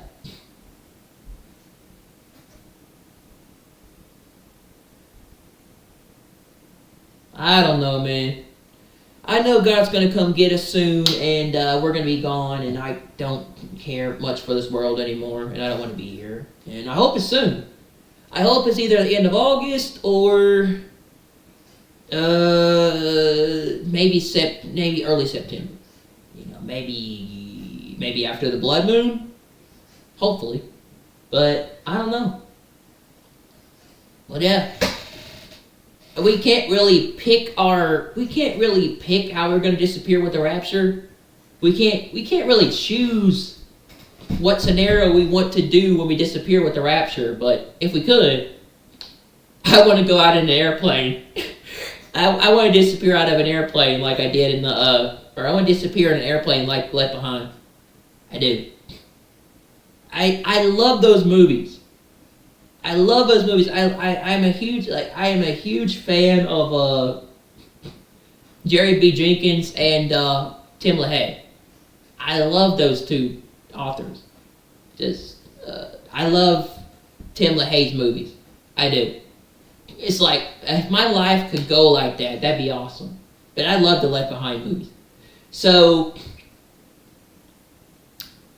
and I'm an even bigger fan of the books. But like if I could pick how I want to disappear, it would be the Nicolas Cage style scenario in Left Behind from the airplane. It would be, because I think that movie does a good job of portraying what the end times is like after the rapture, better than the Kirk Cameron movie, you know. The 2014 Nicolas Cage Left Behind movie, I think it does a better job of portraying how the world goes into chaos. Like right after the rapture. But I think it's a better representation. You know? But yeah. I want my time and final moments on this earth when I'm gone, or when I disappear, when the rapture occurs. I want my final moments with the rapture to be, I want to disappear off an airplane. I want to disappear on an airplane when the rapture occurs. I want my rapture experience to be on an airplane.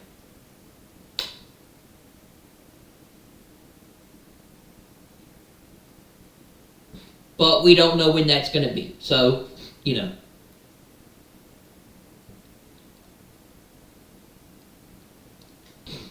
It's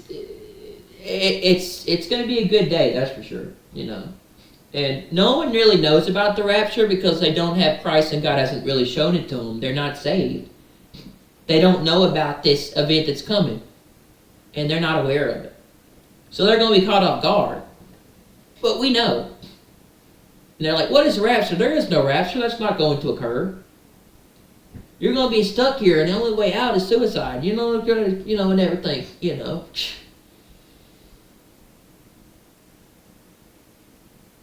None of that is real. It's all fabricated in your own mind. It's, you know, it's crazy what you think. It just stares in your own head. You know. You're coming up with an illusion. Yeah, we'll see if it's an illusion when the trumpet blows on that day. It's an illusion, man. What are you talking about?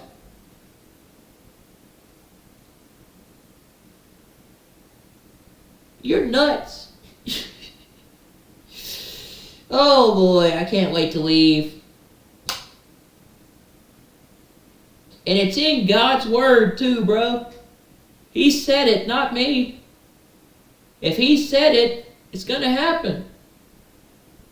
So, I don't know what to say, man. What you believe is all crazy and illusion. It makes no sense. I'm tired, man. I just don't care anymore. But yeah, it's like, you know, I can't wait for that day, man. It's gonna be nice. It's gonna be the best day ever. To get out of this cruel, corrupted, evil world, man. It is.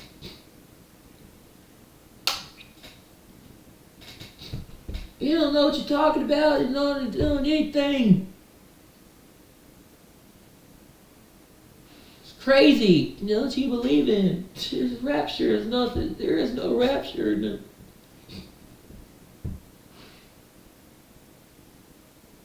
I'll help you.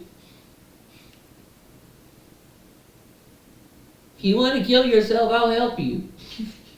And to leave. I mean, that scenario is like, guess what? The people that denounce the rapture are the people that are going to be left here and have to suffer through tribulation. So let them think it doesn't. Don't let them think it doesn't exist. Let them think it's not real. And then they're going to be somewhere one day and hear a trumpet, and they're going to go crazy when they see people disappear. They are. Let them think it ain't real.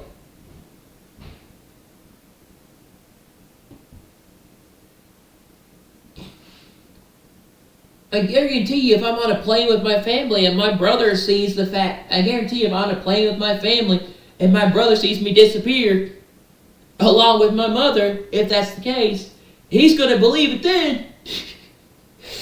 You ain't going to be making fun of it then. You ain't going to be announcing the rapture then. You aren't. You're going to see it with your own two eyes. I think it's funny. I do think it's hilarious how people don't believe there is a rapture. They don't believe they don't believe it's real. They don't believe it exists. I think it's interesting how people can't seem to bring to. I can't see. I think it's only for the believers and the saved that can see it. But it's for some reason, some people in the world just cannot bring themselves to believe that there is a rapture or a pre-trib. Some people cannot bring themselves to believe that there is not an escape from the world when things happen. They can't bring themselves to see things like we do, or the rapture. They can't bring themselves to admit to the truth, and you can only see that if you have God. It's sad. They can't bring themselves to understand that there is a day where people are going to disappear or leave. You know, when it happens, there is going to be a day when people are snatched away or taken away in a blink of an eye, or people are going to leave. No, it doesn't say rapture in the Bible, no, but it says that there is a day when people are going to go up to meet the dead in the clouds. And they're going to be gone. Makes me think they either disappeared or they're taken away, like left behind. And I don't know if it's going to be like, oh, we disappear and our clothes are left behind, but we're going to be gone. And then they're going to be like, oh, it wasn't real. It was real, right? Denouncing it. But no. We're going to be taken away. And yes, I think it'll be a lot like Left Behind, where it's like they're gone that quickly and they don't even know they're gone. They just disappeared. You don't even have time to think before they're gone. You don't even have time to prepare or to choose to be on the ark. Okay?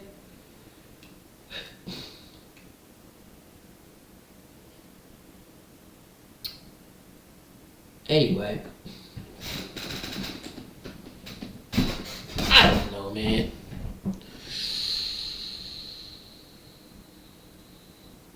I give up. It's probably the last video I'm ever gonna make. I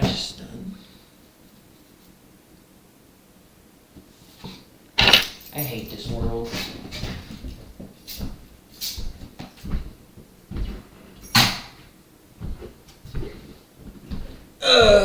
we probably missed the rapture, and we're stuck in judgment. We're stuck in tribulation, and I don't know what to do. But if I were you, I would go ahead and get on board the ark and come to God before it's too late. I'm probably never gonna get this uploaded, and what's the point anymore? I'll either die very soon, or I have to face judgment. Either way, I'm done with this world. I hope stuff will kill me quickly, though. I hope stuff will kill me quickly and swiftly. I hope my death will come quick. I really hope that, in a nutshell, I hope that,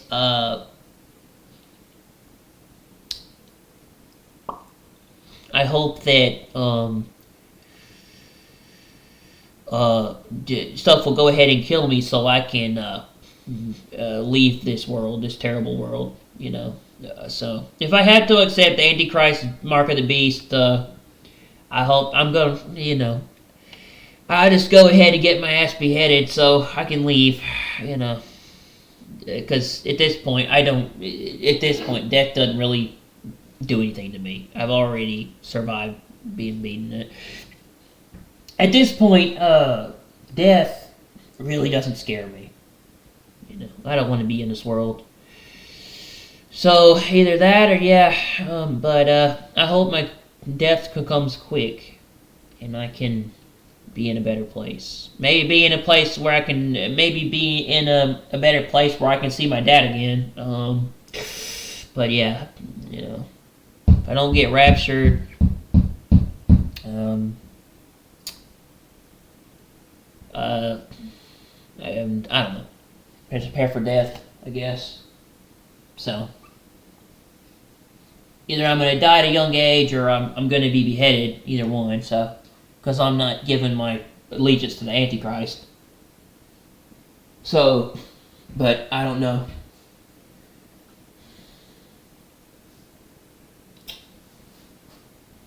And if it's Trump can go kiss my ass. I'm not going to bow down and worship him. He's going to have to kill me. If I have to worship Trump, I'm not going to worship that orange fathead.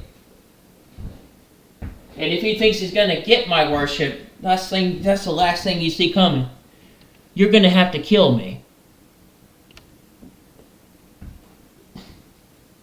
And I'm not going to worship that orange fat ass who sits in his office eating food all day, and fast food, and literally doesn't even take care of his body. So yeah.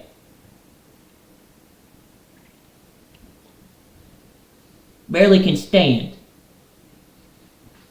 He's probably going to die before... Trump's probably going to die very soon for all his health problems that he has. No, he doesn't even take care of himself. So... yeah, I'm not gonna worship Mr. Mr. Orange Man, Mr. Playboy Orange Man, whatever his name is, apprentice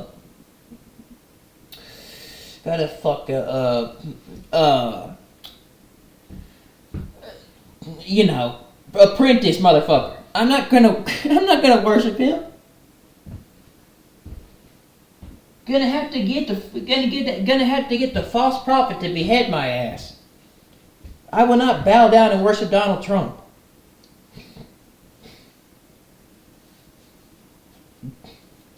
You could take his statue and shove it up your ass. The last thing I'm gonna do is worship you.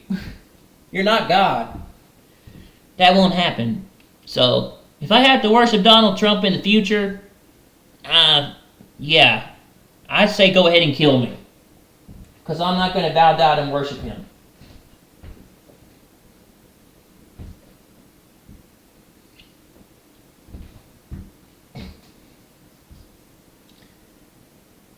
He's not going to get my loyalty, that's for sure.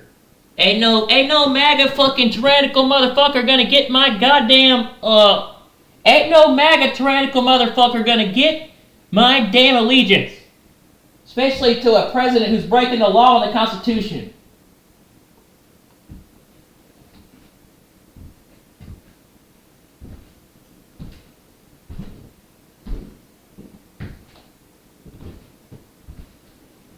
Like, I'm not gonna kiss Trump's ring.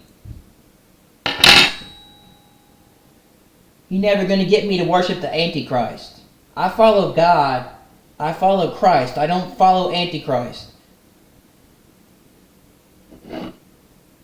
I have pledged my allegiance to Jesus. I am not going to worship Trump.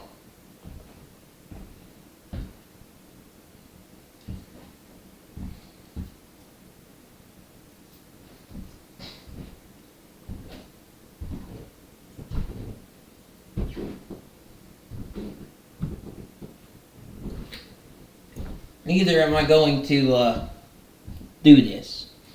But yeah, I'm waiting for the rapture and to get out of here. I'm pretty soon, any day now, it's gonna come. But I don't care. So stuff kills me. It better come kill me quick because I don't really care for this world. And Trump and his stupid freaking MAGA loyalists and his idiotic dumb fucks in office. They better get it over with and kill me. Because I will not bow to tyranny.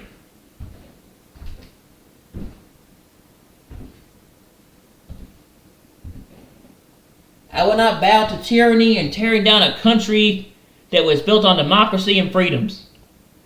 Nope. I will not bow to his tyrannical MAGA loyalist fucks who think they hold power.